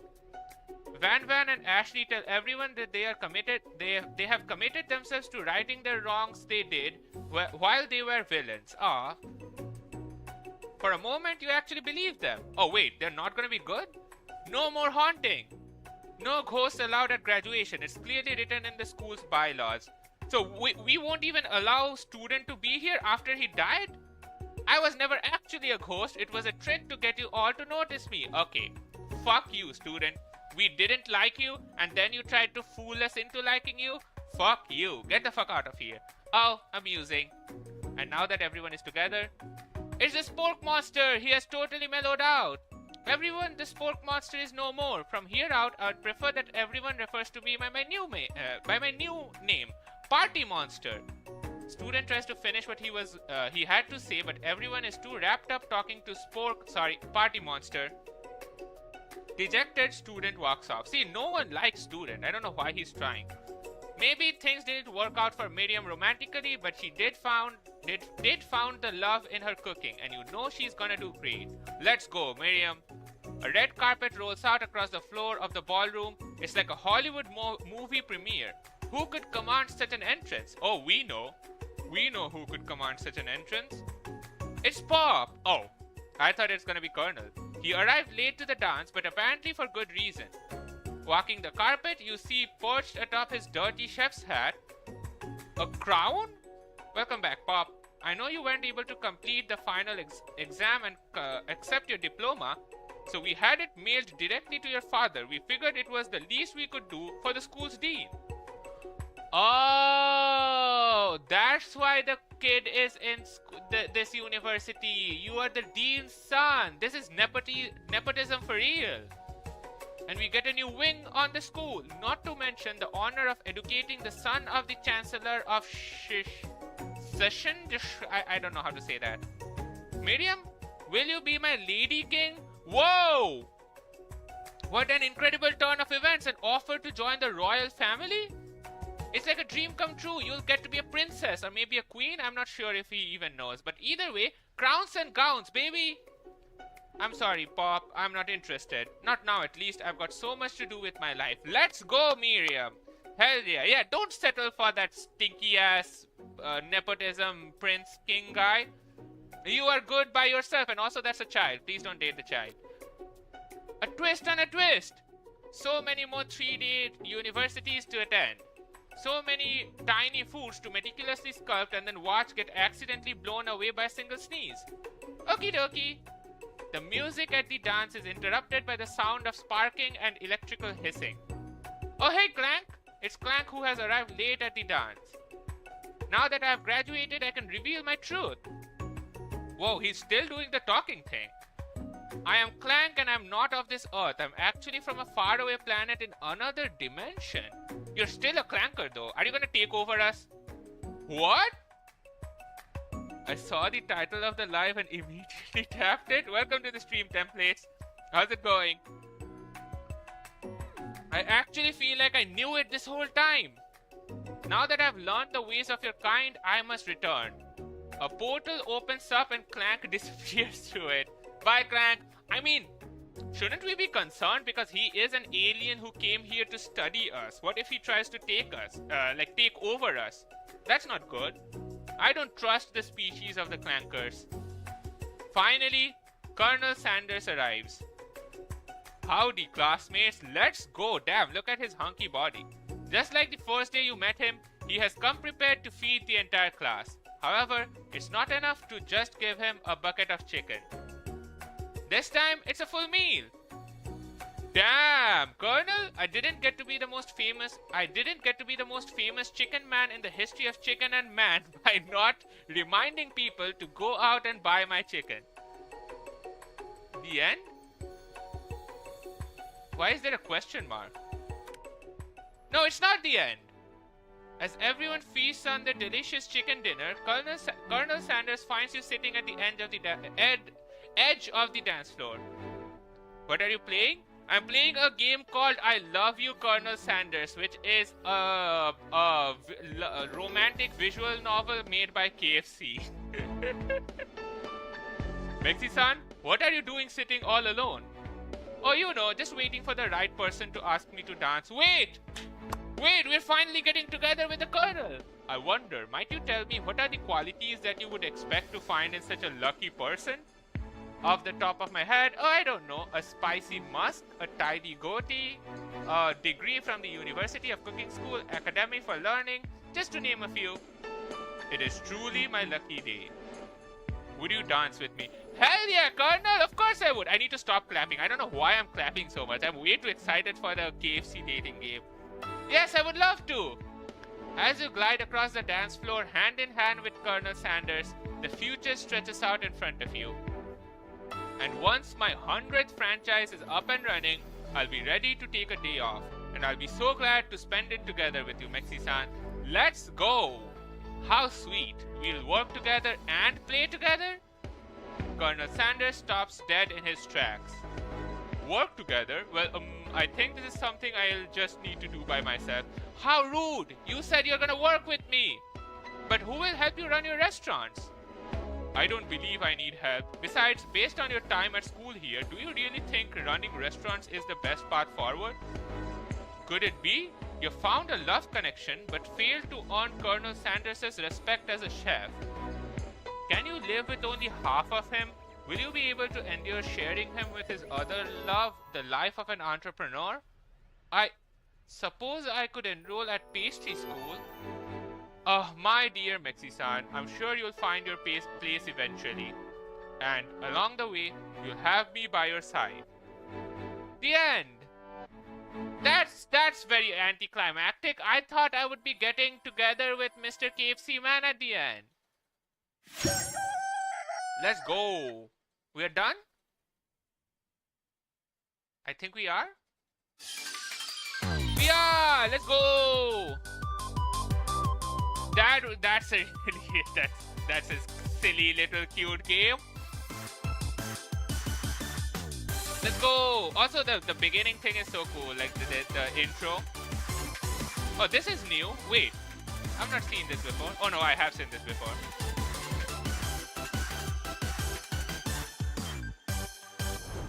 Let's go! So we couldn't get to, we kind of dated Colonel Sanders, but we couldn't get to date Colonel Sanders completely because he wanted to do everything by himself. I'm pretty sure this game has a secret ending, but I don't think I have the energy to go through the entire game to get the secret ending.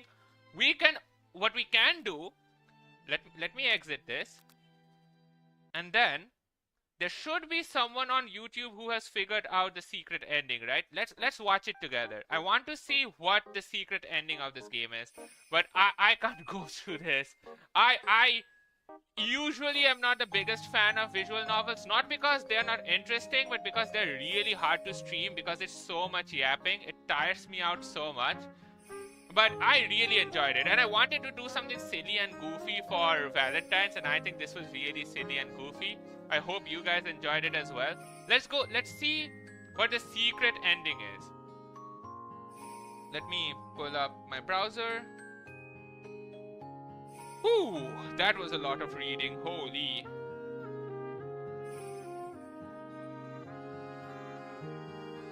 I'm on YouTube.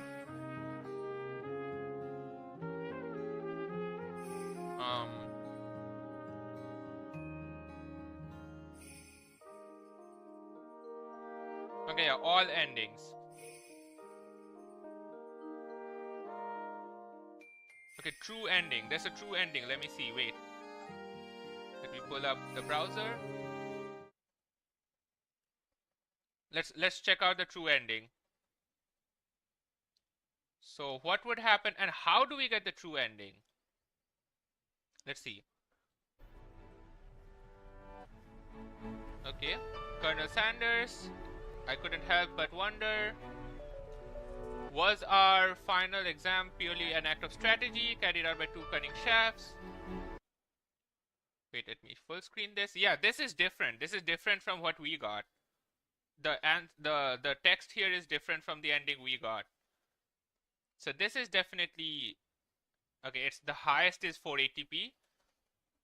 We got Mexi getting together with Colonel Sanders. It was a cute game. I had a lot of fun. I think it was really silly for Valentine's, but I enjoyed it. Okay, let's see. Instead, I would like to ask a question. May I extend his hands to you and you feel a surge? Hand of a master chef. Buttermilk, but they do not reach for tongs. Stay together. They reach for you. I believe this is the beginning of our steps together. Colonel Sanders, will you not join me on the dancing floor but in the kitchen as my co-chef and partner? Wait! There's an ending where we can become his co-chef. Can you guys hear the game, by the way? I mean, the thing. Okay, you guys can. Okay. That is crazy! So you can actually impress him and become his co-chef, but what do you say, partner? I say, I love you, Colonel Sanders. Oh! The for real end? Was that the actual end? Why was there a question mark? So that wasn't a lot of new stuff. It was just that instead of him rejecting you at the end, he's going to accept you, I'm guessing. Ooh, there's a GT live episode on it. Yeah, so I'm guessing like the two different endings are, one of them he's going to reject you and the other one he's going to actually become your partner. And that's it. Let me split screen again so I can bring you guys back. I think it's time to wrap things up. MXC, happy Valentine's Day. Hey, Nitnat, happy Valentine's Day. You missed my date with the Colonel. We just wrapped things up. If you want to rewatch it, you can always rewatch the VOD. It was really, really... Just came home from my physics exam. Ooh, did it go well? I mean, it doesn't matter. Don't worry about it. You're here to chill. It doesn't matter how your exam went. You just chill now. You have completed it. That's all that matters. Okay. Now it's time for me before we wrap things up, we do our Wordle and GeoGuessr. Let's go. Wordle and GeoGuessr time. Let me change this to just chatting. It was better than expected, honestly. I'm just glad it's over. Hell yeah. That's all that matters. Wordle time? Yep. I hope you guys are locked in. Let me pull up. Is there some Animal Crossing Valentine's music?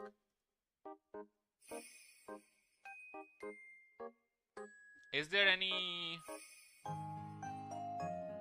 Okay, there's no Valentine's music.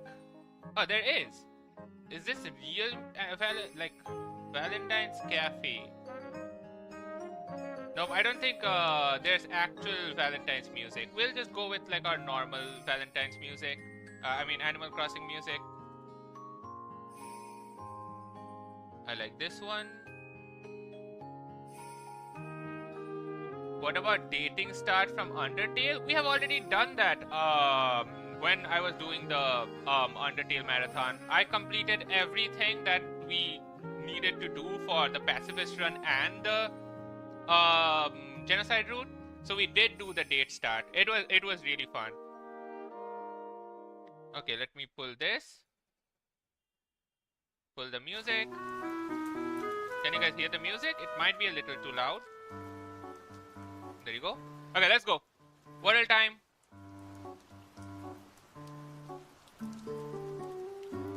I'll check it out later. Okay. Let's go. Everyone, lock in. Can you guys see? Okay, you guys can see. Nice. Let's go. Are we starting? Let's start with lover. Since today is Valentine's, let's mix things up. Ooh, wait. Would it be funny if we had a Mexi Junior or a Mexi Junior? I'm not that old to have a great grandchild just yet. Templates in Cult of Stash? Oh, true. I mean, we can make one, but I like making characters that other people want. I don't want my children to be in my cult because they are kind of not that useful. I mean, we have Mexi Little, but then Mexi Little just wasn't of any use much. Aloha. Clove. Okay, let's try Clove. I mean, we don't have V or E. I don't think it would be Clove. Aloha. I have a feeling it would be Valentine's theme. Then again, in a lot of places, it's not Valentine's just yet, so... Also, we are soon, I am soon getting, Woolhaven, which is the DLC for Cult of the Lamb. We are going to be I don't know if I can get, I'll try to get it as soon as possible, but money is a little tight right now, so it might take me a little while to get Woolhaven, but I'm really excited to try Woolhaven. Also, if you guys are interested in supporting me financially, I'm going to shamelessly plug that you guys can buy memberships on my YouTube or subscriptions on Twitch. If you buy a subscription on Twitch, you don't get ads, which is really cool. On membership on YouTube, you get badges and stuff. That helps me out a lot. So yeah, no pressure, but just plugging it in. Cloak.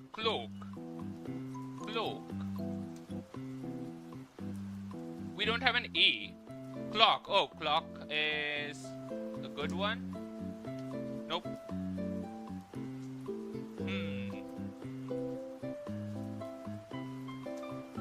PL. Plot? Plots? Nope. We're stuck at LO. We're just stuck at LO.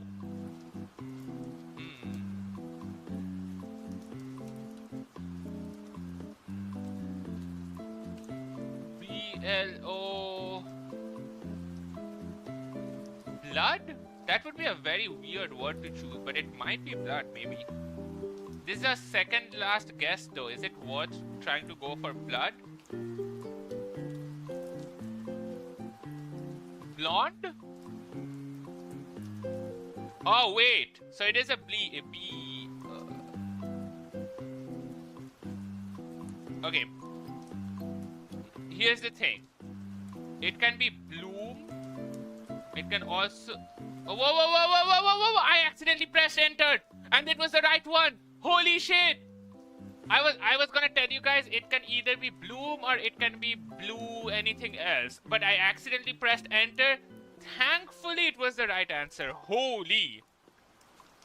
Almost geeked out there. Woo! Let's go! Our streak continues. We got a 5D streak. Hell yeah! Accidental win. It was an accidental win. Holy! Okay, connections time. Spike, spear, lump, jump, junior, hike, gump, bump.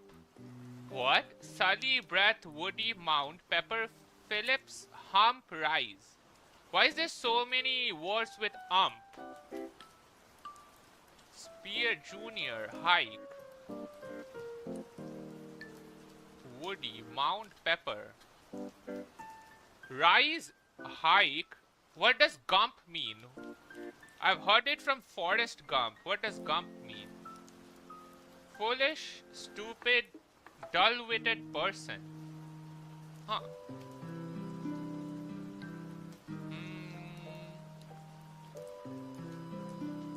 Gump, bump.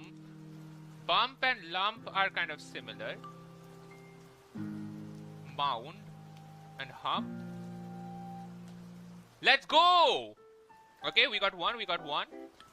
Junior, hike, gump, spike.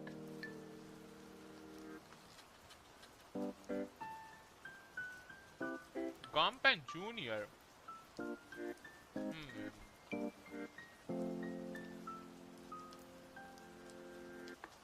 It would be hard to fit them together.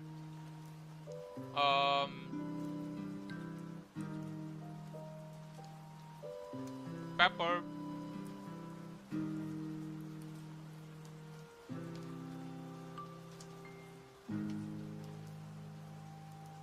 What does Sully mean? What's the word Sully?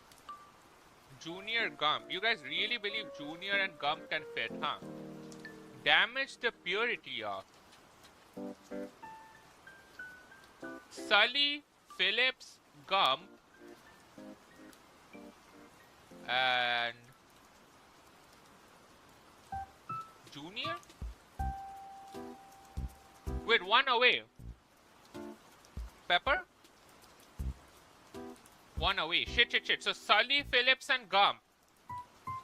It sounds like last names. Sully, it's not Junior. Is it Hike? Because Forrest Gump?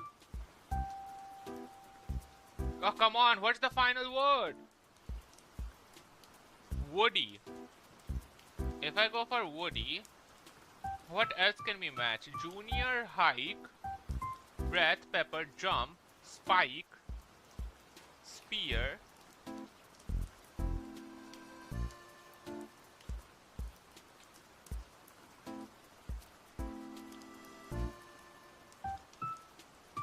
Pepper.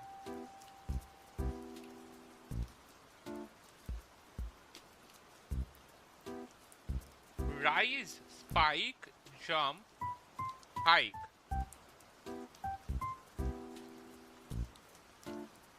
They're all words for going up or rising. Yup. And then you guys are saying Sully, Phillips, Gump, and Woody, and then Pepper, Breath, Spear, and Junior? Let me think about this. How can you connect Pepper, Breath, Junior, and Spear?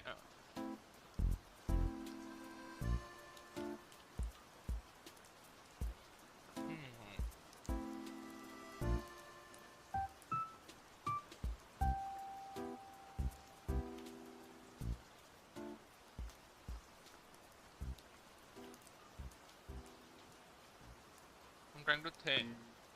Because we're so close. We're so close.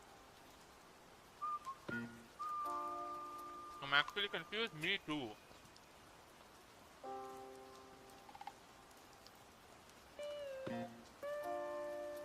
Pepper breath. Fuck it, we're going for it. We're going for it. Oh! Oh! And how do the last ones connect? Words before mint. Oh, so mint, breath mint, junior mint, peppermint, and spearmint. What's a junior mint? What the hell is a junior mint? Oh, it's a candy? How am I supposed to know that? I am not American. Let's go! Oh, we got Valentines on Google. What can we do with this? Oh, I thought we were gonna get a game or something. Do we get a game? Can you guys see this? Wait, what is this? Chemistry Cupid. Bond with your fellow elements. What? Select your element. Chlorine, fluorine, oxygen, helium, nitrogen, bromine, and iodine, I think. I would like to be... Chlorine sounds fun. Hi chlorine, start bonding to find a match. Swipe right if you have a passion for cleanliness. I have a very reactive personality, so chances about me gas, halogen, what the hell? Swipe right on elements you think you can bond with, and left you're not. This is Tinder for chemist people. Oxygen. No. More chlorine? Hell yeah.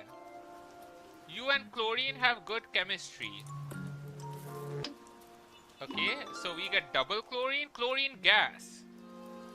This is what all the single chemists are making in Google because they don't have a Valentine. They're making a Valentine's app for chemistry. That's crazy. Wasn't there once a Google Valentine's game about pangolins? What are pangolins? Pangolins? Oh, wait, I might have seen it. Can we see all the Valentine's Day Google Doodle games?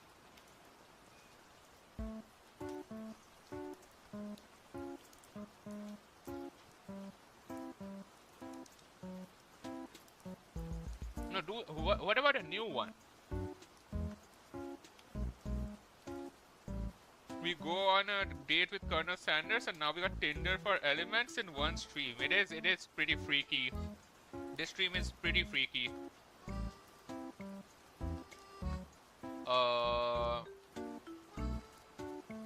How do I see like previous years' Google Doodle? Is there a way for me to search it?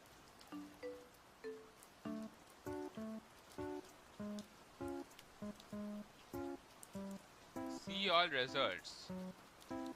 Search doodles. Okay. Valentines. I mean, it doesn't have to be pink. Do we have previous years'? Valentine's Day 2025. Oh, previous years' Valentine's. Let's try this. What is this? No game? Can I not? So, no games? Ah. How about 2024? They had the same game. Why can't we have a new game on Valentine's Day? Come on. That's boring. Let's go. We jump right into food guesser. I was typing just chatting for some reason. Let's go. Time to lock in, y'all. We're good at this. We're good at this. We can lock in.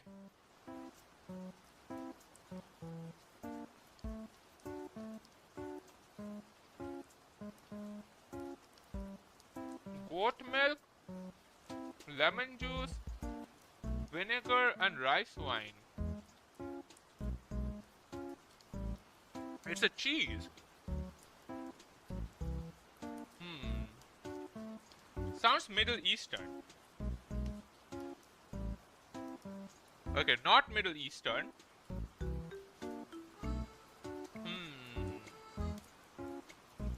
Like paneer? It does sound like paneer, but I don't think it's paneer. Is it paneer? Oh wait. Nepal? What? What's China? There we go. Rubing. Rubing is a type of cheese from the Yunnan province in China. It's predominantly made by the Bai and Sani ethnic minority groups. Goat's milk? Okay, makes sense. It's like cheese. It's like literally cheese. It's like fried cheese, kind of. Rice, meat, onions, garlic, yogurt, ghee. Oh, ghee. Wait, ghee is an Indian thing. There you go. Easy peasy. Ghee is like, how do you describe ghee? It's like goat cheese, kind of. It's like butter made from milk, but you don't go all the way through. This was easy peasy. How would you explain what ghee is? Ghee meaning. Clarified butter made from the milk of a cow, or yeah, it's just cooked butter, kind of, I think. It tastes pretty good. Ghee is pretty good.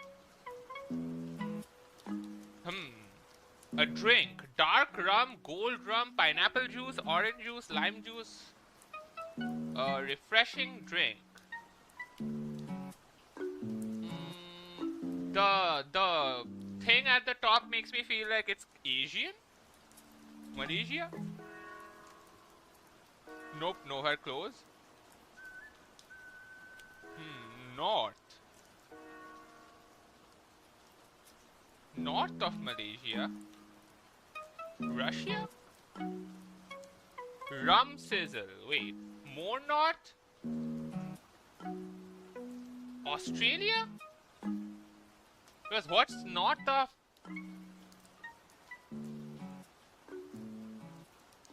Huh? I'm so confused. This is not the America... France? West of France. Okay, I'm gonna use the world map. It has flower patterns on the umbrella thing. Yeah, I thought it might be Asian because of the umbrella, but it isn't Asian, I think. Wait, it's not France. Is it the US or Canada? Might just be US or Canada.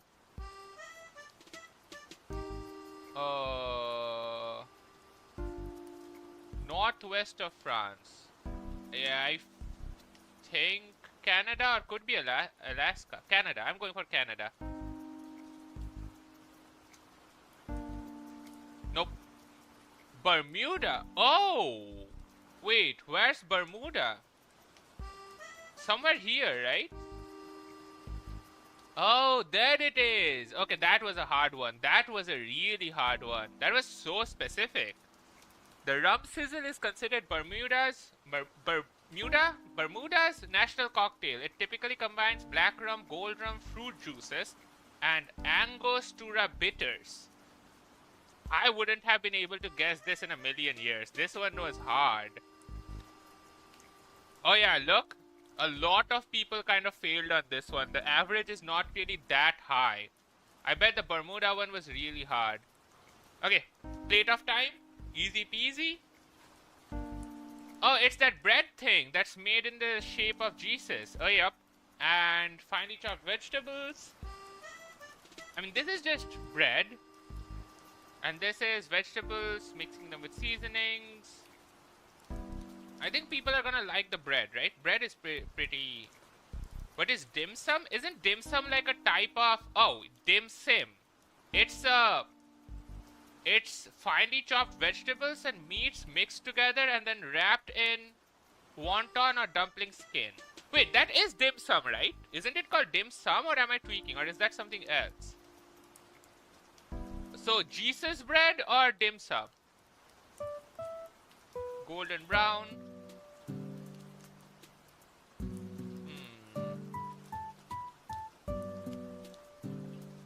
serves hot with a dipping sauce of your choice. You guys think? But people love desserts.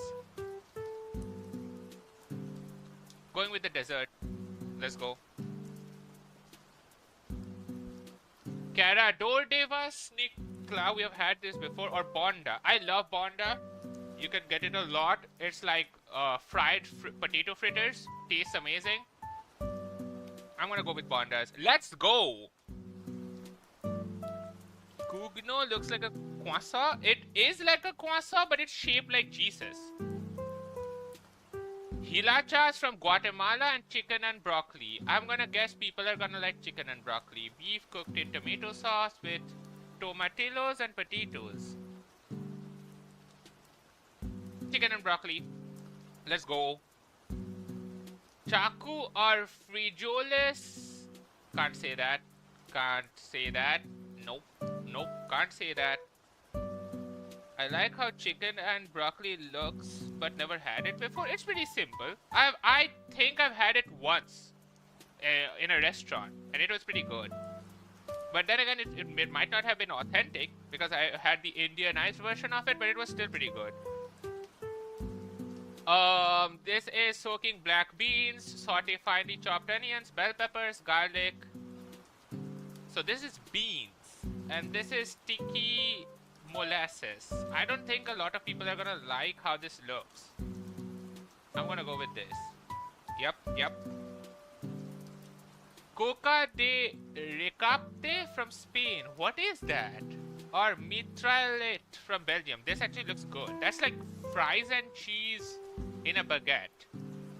Yum. And this is yeast dough. Let it rise. Roll into an oval shape. Oh, those are red bell peppers. Bell peppers, eggplants, onions, salted cod, and sausage. Chaku looks like steak or something. Yeah, but it's apparently I've never had it, but it's apparently like syrup, like molasses, molded into that. I don't think a lot of people are gonna like that. I'm gonna go for this. Yep, looks great. Shooter sandwich is crazy. Why is it called a shooter sandwich? Round loaf of bread and layering it with cooked steak, mushrooms, onions, and mustard. Bread is then pressed. Next day sandwich is wrapped and baked. Sounds good. Or skewered lamb liver. Oh, a lot of people get turned off by liver. Smoky, rich flavor, complemented by accompaniments such as flatbread. Kebab. Is it from the US? It's from the UK.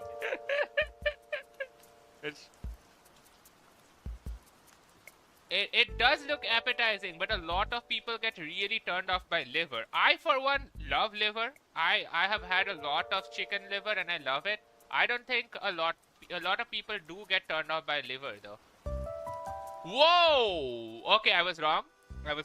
A lot of people apparently love lamb liver. Okay. Daqua from France. Dessert nut meringue combined with sweet creamy fillings like buttercream and whipped cream. And this is dairy product made of sheep milk. Oh, people are gonna... This is cheese and this is dessert. People love desserts. Brudje bakel... Okay, I butchered that. And fish soup bihun.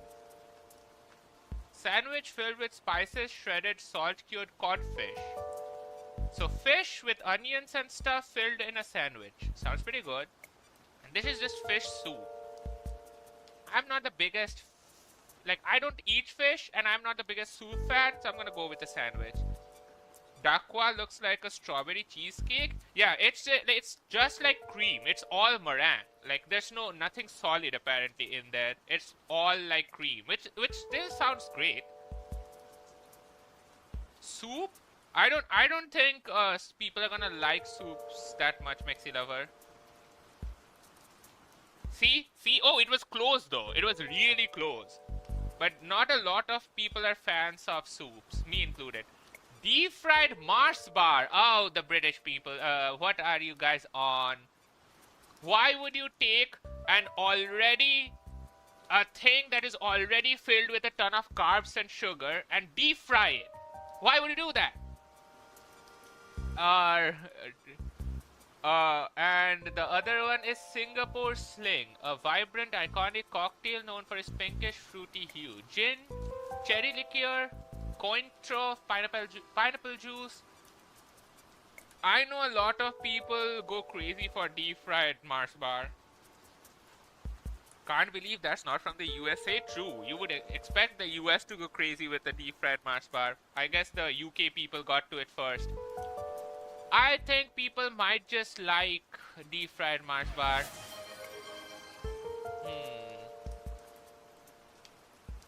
But the Singapore Slings looks... I'll go for the... Oh! Okay, there you go, people. Okay, my trust in humanity has been restored. So people don't like deep-fried Mars bar that much. I thought people would go crazy for it because it's like,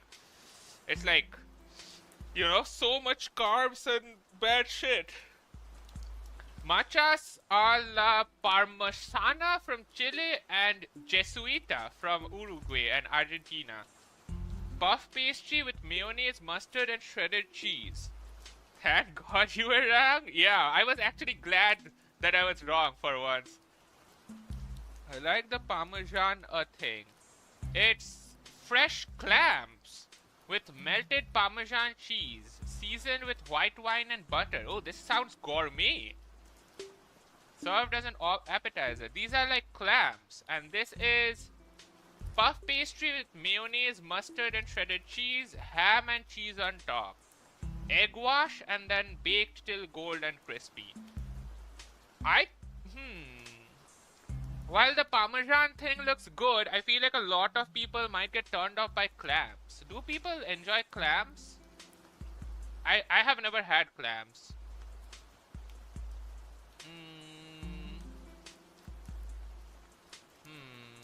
This is a hard one. Never let Argentina cook again. I mean, it's not bad. It's just mustard and ham. Okay, I'm going for the clam thing. Oh, nice templates. I would have definitely not chosen the clam one, but apparently it is the clam one. I mean, this one I feel like wouldn't taste that good because it's literally cheese and mustard and ham. Let's go. Okay, the average was also 8 out of 8, and we were also 8 out of 8, so we were average. I feel like we could have cooked a little more with the... Where did we geek out? The shooter sandwich. I should have listened to you guys. I should have gone for the kebab. And this one, for once, I'm happy that I was wrong. So, that one kind of makes up for it. I'm happy that people don't like the deep-fried Mars bars much. They taste like grass, most basic dish ever. I see. Okay, that's gonna be it for today's stream, y'all. Thank you guys for spending your Valentine's Day with me. I hope you guys enjoyed the stream. I hope you guys have a good rest of Valentine's. If you are going with your partner somewhere, amazing. If you're alone doing shit, also amazing. Doesn't matter. You guys can always love yourself. Yeah, I was going to go for an inspiring speech about how you should love yourself, and it doesn't matter if you have a partner, as long as you are confident, you are going to be fine, and I believe in you, and I love you guys, so I'll be your Valentine's for today, but it sounds a little cheesy, so I'm not gonna give that speech. I'm gonna be off for today. Tomorrow, if I can get my hands on Woolhaven, then we're gonna be back with Cult of the Lamb. If I don't get my hands on Woolhaven, then we're gonna be starting Hello Kitty Island Adventure. So tomorrow's gonna be super exciting either way. Thanks for hanging out with me. Hope you guys have a good day, good night, good evening, whatever you guys are having. And I'll see you guys in the next stream. Bye all. Today is the cheesy day though. True. Bye bye.